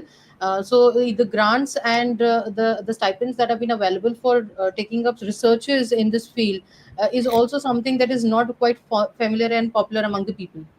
So, talking about the number of universities and the grants that has been available, even as a subject for UPSC, right? People are really preparing it as a subject. It's basically adding up a lot of value to the education sector. So as we discuss here, the value that is being generated here, what is the guidance that you would like to provide to the school teachers and the students here, and how is Sanskrit going to be the basic knowledge for us from the school level? So at the school level, what we have to teach is the children should not be allowed to bring the textbook there at all. Children should be free from the textbook. Children should be free from uh, writing. They just have to listen to the language, and they have to be made participatory. The learning should be like interactive. Like one sentence the child teacher says, children should repeat it. So in the initial stage, this type of learning should go so that this will be introduced. Basic idea will be given. The children should be made very strong in communicative language. So when they obtain certain level there in the communicative ability, then they will be able to think in that language. For example, if I think in one language and I try to speak another language, will not be working out. So I have to think in that language which I want to speak. So in order to make them think in Sanskrit, a teacher should have the quality. The teacher should be convenient in speaking in Sanskrit very well. So teacher should learn uh, communicative Sanskrit. Bookish knowledge is different. So what happened there in Mahabharata? What happened there in Arthashastra? What happened there in this? This thing is keeping aside. How are you? What did you have today? Where are you going tomorrow? Who is there at home? Are you all right? What is the time now? What color shirt you are wearing? What is there? What is here? So this level of understanding will make the person to think in that language, like how we are so comfortable in speaking our own mother tongue, how we are able to be comfortable in the other local languages. For example, a person who is there in Chennai, even if his mother tongue is Telugu or Malayalam or Hindi, apart from learning his own mother tongue, he is able to learn the local language on his own without going to any tuition. Similarly, Sanskrit is taught as a language which is not normally spoken in many homes therein. People can say that many people have started speaking in Sanskrit. In Mattur, in Karnataka, there is one village. In another state, one village. But everywhere, it's not. That may be that only one small part. But think about the other areas where Sanskrit is not widely spoken. People are not having opportunity. So for them, wherever the opportunity provided there in the school, there the only resource is ultimate resource, successful and vibrant, meaningful, powerful resource is nothing other than the teacher. The teacher should not feel the burden in working towards the upliftment of the teachers in making them feel so comfortable. For that, the teacher should become comfortable. Okay, so what are the like how we bring the things and then they show them that the thing. For example, this pen. I know I need not have to tell children. आप तो ये pen देख रहे हैं इसको हिंदी में लेखनी बोलते हैं should not be that लेखनी लेखनी लेखनी एवं this only. So we need to take observe the easy techniques and methodology without making this. Dakshinamurti is known as the Guru. So Guru is Mauna Vyakya, Prakatita Parabrahma Tattvam. What is the Vyakya? Vyakya means explanation. A real teacher should never teach. My teacher has gave me this thing. I also feel that. The Guru Bhagavan is such a powerful Bhagavan. His Vyakya is nothing but Maunam. Yet अप्रत्यक्षम तदपि प्रत्यक्षम भवति यद अज्ञातम तदपि ज्ञातम भवति यद अश्रुतम तदपि श्रुतम भवति. That is the Brahma, that is the Tattvam, that is the knowledge. What one cannot perceive by the naked eyes, that should be made visible there. So that is the power of the teacher. So Sanskrit teacher should be so powerful that he makes all the things very, very easy, very, very joyful, very, very comfortable, very, very participatory, and very flexible to the student, student friendly. So this is how a Sanskrit teacher should never make the children feel that he is a teacher and I am a student. He should have make the children involved in the class. The teacher should feel that I am so superhero. I know more things than the children. It should not be like the teacher should go to the level of the children and then bringing the child. So filling the gap. Okay, so this is what my understanding that how we can become a successful teacher. Beautifully portrayed, sir. I cannot forget this line that a teacher should never teach. Today is my takeaway for the session will definitely be that the teacher should not be teaching. Being in the education industry, being as educators, being somebody who is there to guide the students, it's really, really important that our thought process is very, very clear about the subject that we have. And today's mantra will be think Sanskrit. So it is not writing, it is not reading, it is listening and thinking Sanskrit, and that is where we can incorporate the subject into the existence and bring it back to the limelight it actually deserves. Looking ahead, sir, I think we are literally short of questions. Yeah, The session is there is no ending to the session, I believe. But I would like to raise one last question for the session, and after that, we'll open it to the audience for their questions, so they can ask you those questions. One last question from my side, sir. yeah, So, how please. do you, yeah, sir, how would you like to advise the young ones? So, what is the advice that you want to give the passionate ones who want to be learning Sanskrit, want to pursue Sanskrit as a future, and how do they make it as a career perspective? So, what is the vision that they begin with? So, sir, your wise thoughts on this, sir. It is quite evident. It's quite evident that It's an open challenge to anybody and everybody here, whoever, wherever they may be. Is there anybody who can be shown as an unemployed after learning Sanskrit? No, definitely there will be. Not a single person on the earth will be remaining unemployed who has studied Sanskrit. So that is the success of Sanskrit, that there is, or there are organizations which are sending people to go and study. So this is the power, this is the need, that is the demand, that definitely people will have graduated, youngsters, even adults, everybody will have a quite number of platforms for getting career opportunities. So they need not have to worry about it. One thing what I should not advise, but what I wish to share them is that you should have a genuine interest. Sanskrit seem to be complicated. For example, Jatatavi, Galajwala, Pravaha, Pavidat, Tale, Chakara, Chanda, Tandavam, like that it will be coming. The flow will make us feel to create some kind of inhibition. So such inhibition should not be there. So one should be very, very patient enough, and one should be very smart enough in making his mind getting channelized for preparing his mind to allow Sanskrit to enter into the mind. So this is power that anybody can, irrespective of age, irrespective of caste, creed, color, community, country, or nothing is a barrier here. Whoever at any time, anybody, anywhere in the globe, there are many organizations, they are teaching, voluntarily they are teaching. So Sanskrit is the only one language in the world, definitely, that you can approach. You ask anybody, you can say, suppose you find somebody who has got a good knowledge, you just tell him, I really interested. Definitely he will say, come, I will teach. But never he will say that you have to pay this much fees. Then only I will say, like, the bargaining will not be there. So this is the success of Sanskrit, that people will never, who actually study, really study Sanskrit, will never, for them, no, the Vasudhaiva Kutumbakam. Everybody is like their own family. That is how they say. We all call the Samskrita Parivara. We are all in one Sanskrit family only, we all think. So Sanskrit family will not leave just like that.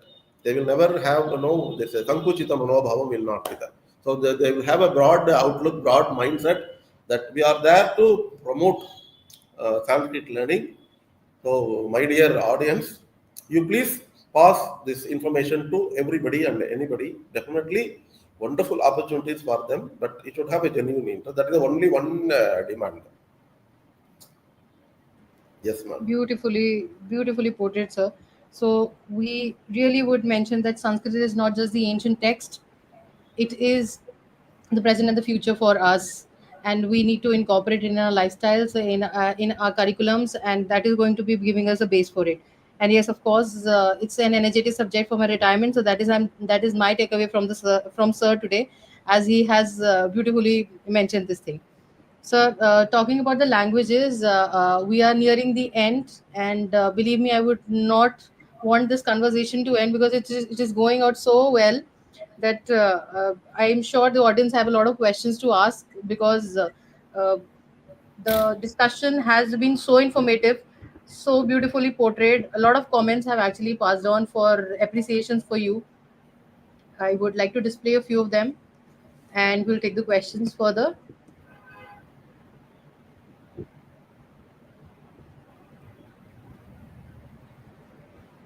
So we have wonderful input, sir.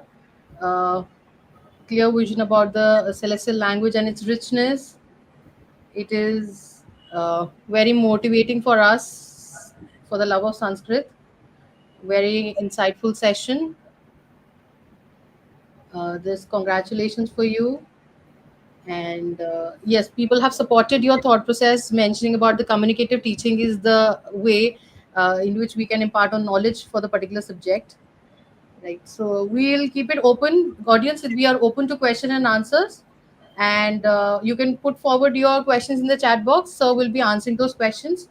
So the first question I will like to showcase on your screen. Right. So, sir, Sanskrit is a support to other languages to learn. So, is how is it basically helping us to learn other languages? I don't think that Sanskrit is a thing that is supported, because one who knows Sanskrit, by default, he knows all the languages. Only that he may not be aware of that he knows the other language. For example, I don't know Assami, I don't know Bhojpuri, I don't know Bengali. I feel that I don't know. But I will really feel, oh, I do know Bengali, I do know Assami, I do know Bhojpuri, I do know this thing. When I just move with them, I really feel that because of learning Sanskrit, without even the awareness that I know this thing, I have learned it. So once whoever has learned Sanskrit, automatically that he will become so capable of, uh, like he will be the good speaker. For example, I studied in Tirupati.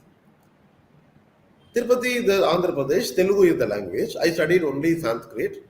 So because of learning Sanskrit, I just tried Telugu. So they conducted this oratorical competition. So I could get a prize. I won second prize. How could it possible? Because of learning Sanskrit. So I'm not telling that I worked hard and then I attempted and all. Because Sanskrita Mata gave such an opportunity that it's the blessings that I received that I could do that. So I feel, because I'm able to tell that it is possible. So Malayalam is this thing. Everything is, even this like you take our portal, Swayam portal, they call Diksha portal. So these are all like you take this all this rocket, all the names you see, Chandrayaan, all this all from which languages? Sanskrit only. How this don't we understand? Yeah, we know very well. But only one thing, that after knowing that only we realize, oh, this is Sanskrit. So we just look at the child's name.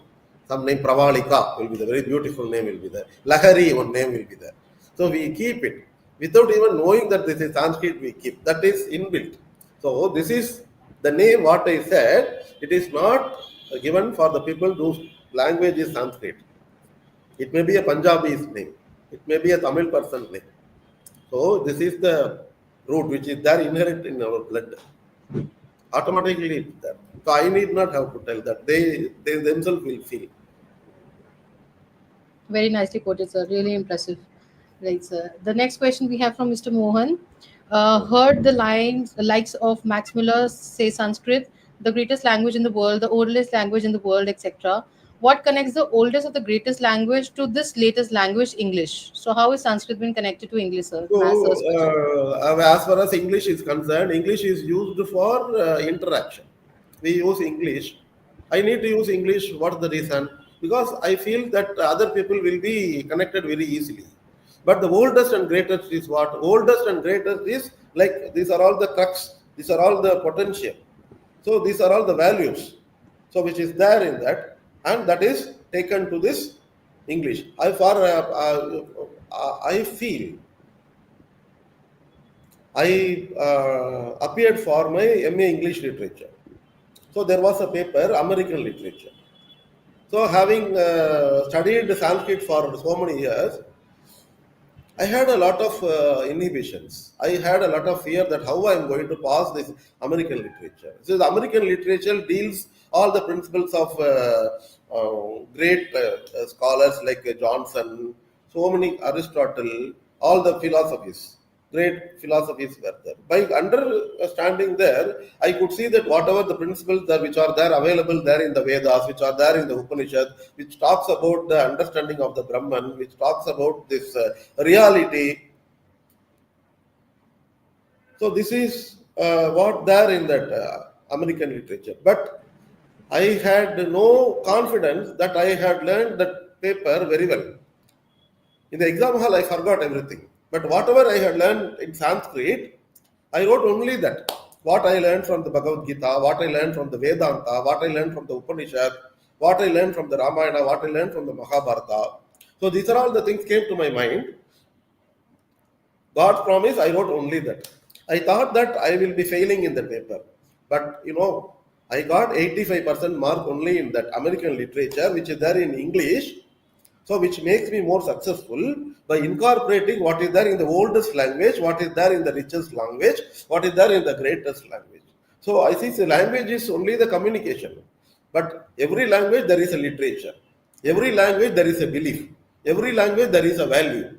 So, all these are meant only for the benefit of the human being and then making the life very happy.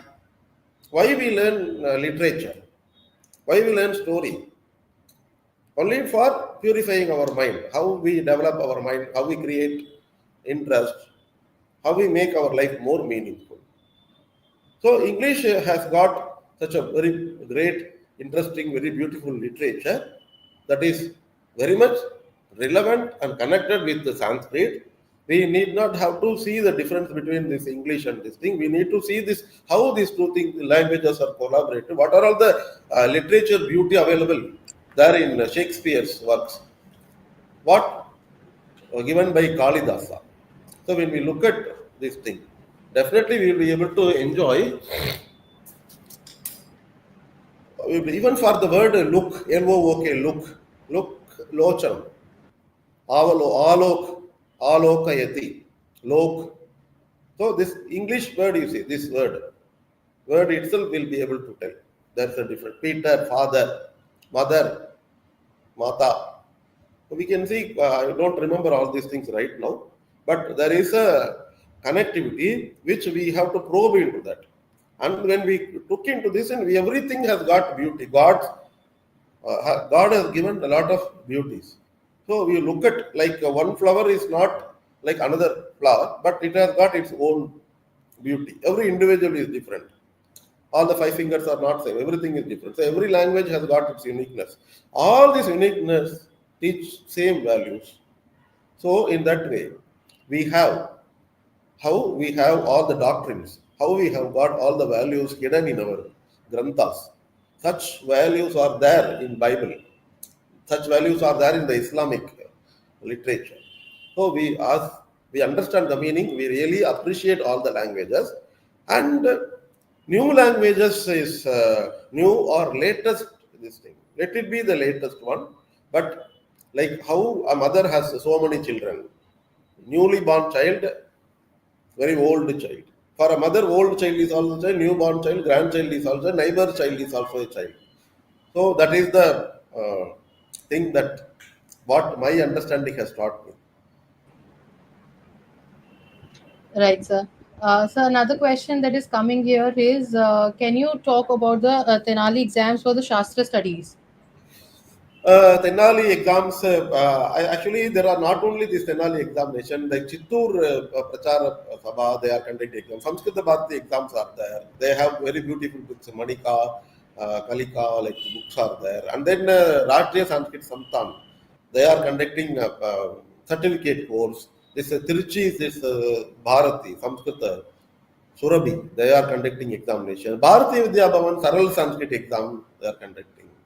So that exams are different. Many exams are there by organizations which come forward to promote this thing. I have no any comment on any one particular organization and examination. As a whole, I say that it's a good thing. Wherever you are there, whichever you are comfortable at, ultimately you are going to learn a language, Sanskrit language. Let it be Tenali examination, or it will be Bhavan's examination, or it will be any other examination. 2 plus 2 is 4, A B, C, Alpha Pran, Mahapran, same thing.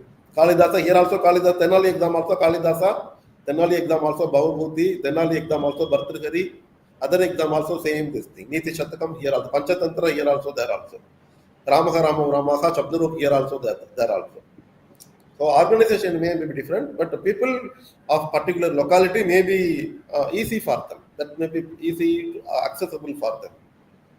So I would like to request Mr. Ramasamy Subramani to accept my sharing.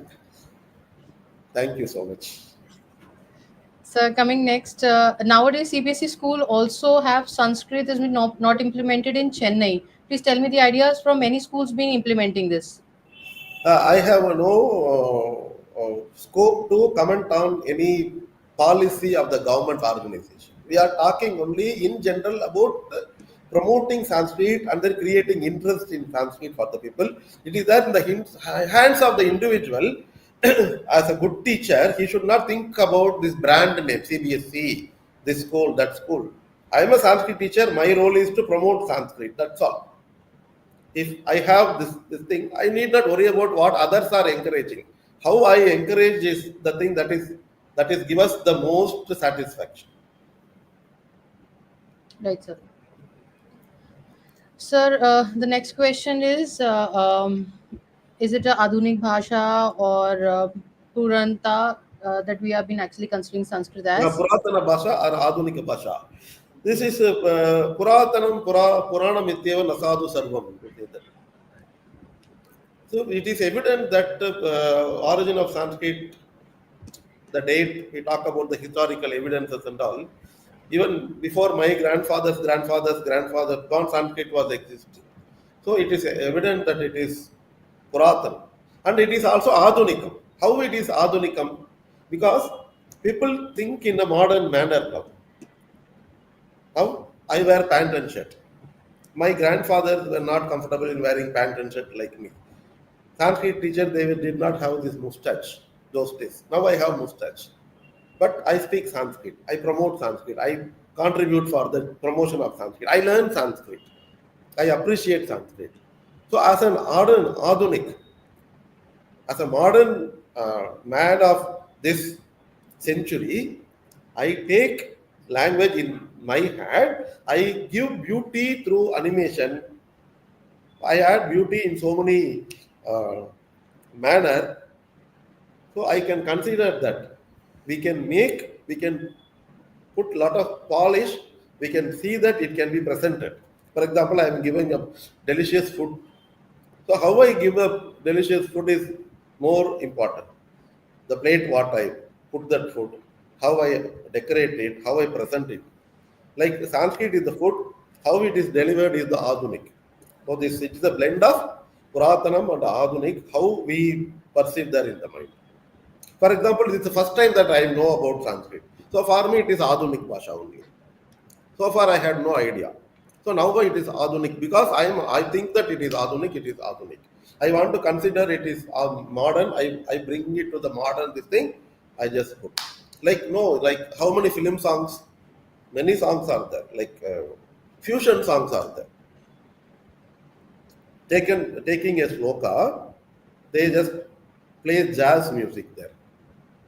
Something in the way you smile, you may never know the reason why. This is the Western song. So there they bring Sanskrit. So that is how Sanskrit is brought in the fusion manner. So it is flexible. So next comment, we are actually talking about the support of Sanskrit in employment. How is it generating employment in today's time to us? So it's a comment that has come from Mr. Bijendra, talking about how it has been basically providing an integration and possibility for future development. So next question comes up is Like also in Hindi, you give me an yes, sir. opportunity to read Hindi. So as a Yes, sir. Sanskrit student, how my Sanskrit language has made me be comfortable in Hindi. Brajendra Krishna महोदय ने कहा इतने समग्र तरीके से देववाणी संस्कृत का वर्णन करने तथा इसके आधुनिकता के साथ समन्वय सह रोजगार परक होने की संभावना उद्घाटन हेतु हार्दिक धन्यवाद आपके लिए भी हार्दिक धन्यवाद So next we have what we can do to make this language more mainstream or attractive to the youth other than just the content. unless and otherwise many people come forward other initiative cannot be taken how why many engineering departments are opened there in many universities because people show interest no so we need to have a generate good this thing like Sanskrit Bharati other organizations are there and they are promoting they should not just limit with attending the 10-day Sambhashana Shibram so they need to go for further this thing taking Sanskrit as a career choice and they need to see that they should believe and then they need to show interest so that there will be more demand then the supply will be available So the teacher, those who are teaching Sambhashana Shibiram, so it's my humble request to them that they see that they should have a constant touch with them. They should keep on creating a lot of career awareness. Like how today I got, though I am a principal, I could have got opportunity to share on psychological this thing, the teaching this thing, and then national curriculum framework or anything that is correlated with the teaching thing as per the CBSE curriculum or CBS or subject wise, something I could have got it. But I'm so fortunate that Education Connect has given me a wonderful opportunity that talk about the Sanskrit in this modern dominating time. I feel Very, really very true, blessed. sir. Very true, sir. And the purpose of picking up the subject was indeed that we were moving away from the mainstream. So we wanted to know more as a principal's perspective for a particular subject, and that's way different. Just because you have a master's in a particular subject, how beautifully you have been able to portray, and that is why the audience are really attracted to you. And there is endless appreciation, sir. It's just getting endless. There is no end that we can actually put up to the session. We just continuously getting a lot of inspiring events for Okay. you. A lot of appreciations being pouring in. Sir, Attractiveness is there in our hand. That how we yes, sir. take the we need to create that attractiveness. Like for example, I can speak to you. If I make you feel more, I need to make you feel very important for me. So you should have the feeling that I should have the power of creating such a positive environment. We need not have to worry True, about sir. what about the other infrastructure, basic things we have. Kriya Shakti Sattve Bhavati. Mahata no Upakarane. Not in the Upakaran that is there. Okay. Kriya Very Shakti true, is sir. in the Sattvam. What the Sattva you have. That is the thing. That is the potential. Atmani. That is.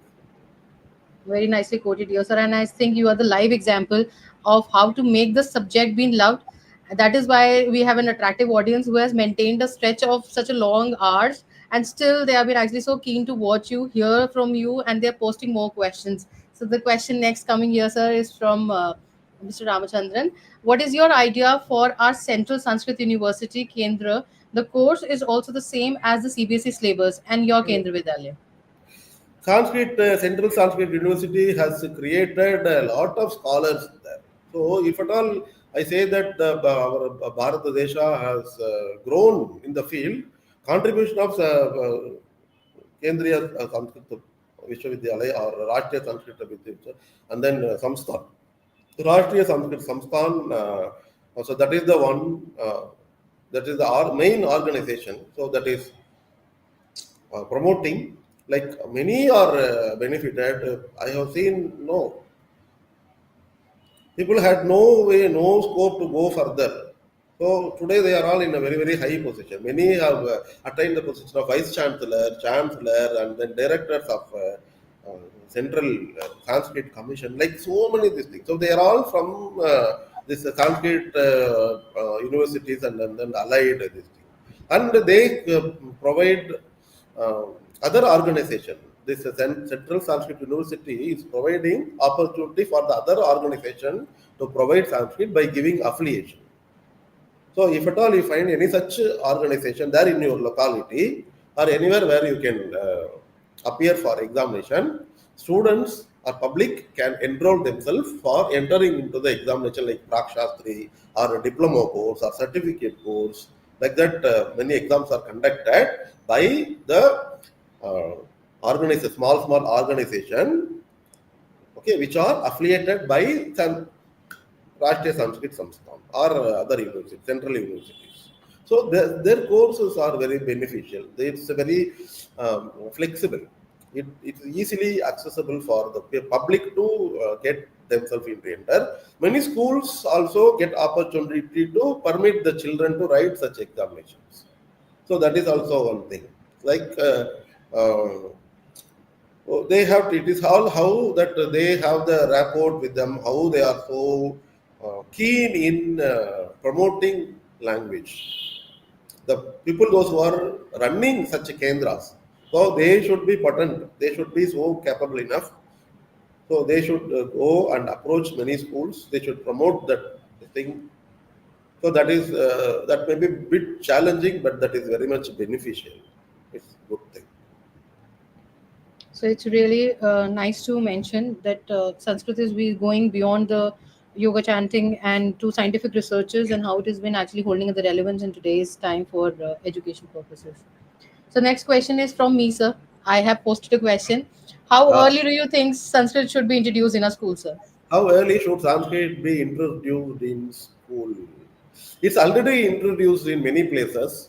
So if at all anybody wants to introduce, they need not have to worry about any other this thing. For example, I have seen in Chennai, so Vijay Mata, Vijay Bagani is there. That Vijay Bagani is such a very vibrant Karyakartri. Now she is there connected with us online. Whoever comes, even the child who is selling some small things on the road, she will be going to the child and then teaching some song. She has taught a lot of so many auto drivers. She has taught so many cooks. Many people, the Sanskrit teacher, we should have this thing. We should not look at, discriminate and then look. He will be able to learn Sanskrit. He will not come because he is from this thing. His appearance is such. This thing should not be there. So that and all we should leave. Like how this Shankaracharya, he got this, the power of this thing, removing this ahankara from the mind, looking at this thing. Apasara, apasara, you move. Then when he was going, one lady came, and then he told you move. And then that lady asked, you are asking to move. You want my body to move, or you want my atma to move? So he really felt this thing. So that gave him the superior knowledge. Now, this is what the quality of Sanskrit teacher, that it is irrespective of caste, color, creed, age, gender, difficulty, barrier, all these things. Only one thing is what Sanskrit is nothing but I am Sanskrit. It's there in my blood. Whatever I speak, everything is given by God. Whatever I have, that's also the thing. This adaram maduram, vachanam maduram, chalitam maduram, gamanam maduram, hasitam maduram, brahmitam maduram, maduradipater akhilam maduram. The entire thing is maduram. Even the children, whoever do mistake, we are able to enjoy it. So we should not look at the mistakes of what other people do. One may not be able to get, maybe really lagging behind. So we need to pat the shoulder and we need to hug and then take him to this thing by having such patience there in the mind. Making So learning more joyful, sir, at all the stages of Sanskrit, our life. final thing. Whoever wants to introduce Sanskrit, not only in the school, wherever they are, so they can very well take their own self-interest and then do. There are many voluntary organizations which are promoting. You can club with them. You can ask them to come, and then they will come, and then they will be teaching you. Really Many nice, sir. organizations are there. Sanskrit Promotion Foundation is there. Online, this thing you can learn. You can connect it with the place wherever you are. That. Great, sir. So, great thoughts, Dr. Kalyan. An analogy of mother and kids is fantastic, immensely formative, informative. Your response to the questions on schools in Chennai teaching Sanskrit is spot on, linking Sanskrit modernity. Sir, I think we can take one last question. We have to conclude the session somewhere, so we have to put a full stop. So we can take a last question. Your insights on the manuscript study, sir. Please give insights in manuscript studies. So manuscript is like there are many Indological institutes are available. So manuscript is a separate section. Sanskrit, though that is Grantha is involved in that. So manuscripts are there in many languages. So that is a different this thing. You can approach any Indological institutes, and you can approach like there is a Calcutta. There is a wonderful organization, that is center. So that can be approached. All the museums can be approached. So there they will be conducting some training program. So that is how I can share my idea in enhancing one's insight in manuscript studies. Right, sir. So you have taken us through being Sanskrit as a language for the Vedas, how it has been basically integrated into the school language, It's not just scientific and logical, but also being a language for the computers. Uh, it's artificial intelligence is the future into the Sanskrit language that we are having. It's a subject with a rich vocabulary, of course, and through the ancient Sanskrit is still being taught and spoken in various parts of India, and we really look forward that the encouragement to the subject becomes a language of the masses. And that is where we have another comment for you, that we are all with inborn instinct to understand Sanskrit. So that is how this one language that basically connects us, binds us together, and becomes a universal relevance for our existence. So, sir, from scientific researches, Sanskrit basically is been holding a lot of relevance nationally and globally, of course. Yoga has been incorporated into the lifestyle of people across boundaries and continents and countries. And all this has been because of the eminence of the subject, that everybody has been basically so loving and accept it so easily. And that is what we are supposed to do, to bring into the light the same knowledge and same inclination towards the subject. And so we're really indeed grateful for you for providing this insights to that particular subject. So before we end and we near to the end and conclude the session, any last bits of advice that you'd like to give to the audience? So it's a great day for me that my life has become meaningful by participating in the wonderful uh, platform which is originated by the founder, Madam Diviya Mehra, through this educational connect. Thank you So so much. whatever I couldn't do all these things, I had a feeling that I had studied Sanskrit, but I feel that myself is a bit away from Sanskrit. But you have made me to think lot this. So apart from my original job as an administrator, as a principal in the schools, by interacting with all our viewers, interacting with you, interacting with our own divine language, which is there going as an internal process, I really feel that whatever is not available there in Sanskrit, it is not available anywhere. That is the thing. And then one final thing I wish to share is here: Mata Shatruhu, mother becomes the enemy. Pita Vairi, father also becomes the enemy. Ena Balo na Patitaha. If the parent is not making the child educated, if the mother, father, and mother, they are the first enemies. So that is the thing. Like Sanskrit, we should not think that what we are going to get out of Sanskrit. Sanskrit is there to take care of you. Once you just go, when you believe your mother and go, will any mother will throw the child just like that and run away? Never.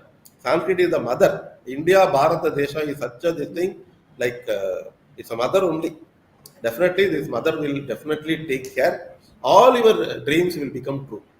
So whatever the job you do, wherever you go, don't forget Sanskrit. You be an engineer, you be an auto driver, you be a prime minister, you be a pilot, wherever you go. Even we could see this um, Sunita Williams.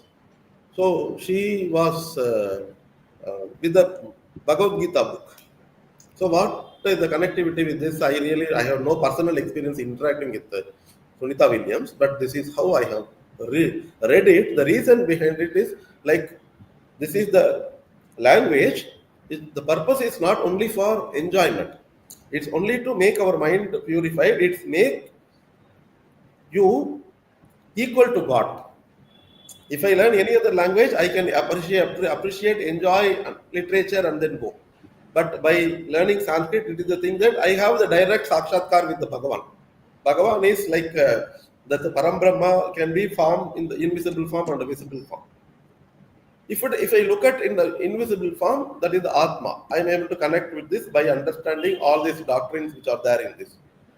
If I believe in Pratyaksham, if I believe only in looking at the image or something, I don't have to worry about Krishna or Rama or something. Whoever just sitting in front of me. In the screen, I could see this Divya. Divya may be an individual, but for me, my understanding of Sanskrit language, making you to see that you are the Parabrahma Tattvam, what is there in Aham Brahmasmi, Tattvamasi. You are also that. So looking at the other human being with a great respect and regard. So this is how. Like more this thing is Sanskrit has taught us to give respect to our ladies, women. Mata, everything is Matur Swarupam. That is Sri Chakram, many of people might have seen. The Sri Chakram has got a connectivity with the science, with the army. Like army, like it has got a protection, all the sides. Boundaries will be there. Even if you take this column, in Tamil it's called column, this Sri Chakram is also column. So each one has got all these things. Like Bija Mantram is a Om, Hreem, Aim, Clean. All this, every mantra has got some power. So I can keep on talking about it more than the audience. I'm very much involved, but as keeping the time constraint in the mind, I would like to extend my very sincere thanks to all the viewers and especially to this wonderful organization that has given me an opportunity. And I also put a request to them to allow me to participate in other platform talking about education and the other general areas. So sure, indeed, we are. It's a very prestigious opportunity for us, and indeed, we'll be really grateful if you will be taking up a session on the other subjects later. Being a scholar in so many subjects, it was very difficult for me to pick up only Sanskrit for you. I was thinking you could actually take up in the other subjects also, looking at the kind of qualifications that you have. But I think you picked up Sanskrit and it beautifully came out because I think the passion for your subject is very Yeah, predictably visible. that's privilege. Yeah. So it's really, really grateful and thankful, sir. And thank you so much for taking up the time and effort and putting in so much to the session today. It's actually become really lively, so interactive, so many comments and appreciations. I think that it's endless. I still do not want to end the session, to be very honest. It's still so, it's going in a flow that possibly, but we have to put up an end somewhere. So I'm really grateful to you. As we conclude today's enriching session, I extend a heartfelt gratitude to each one of you for being a part of this dialogue on this evolving role of Sanskrit in shaping India's future.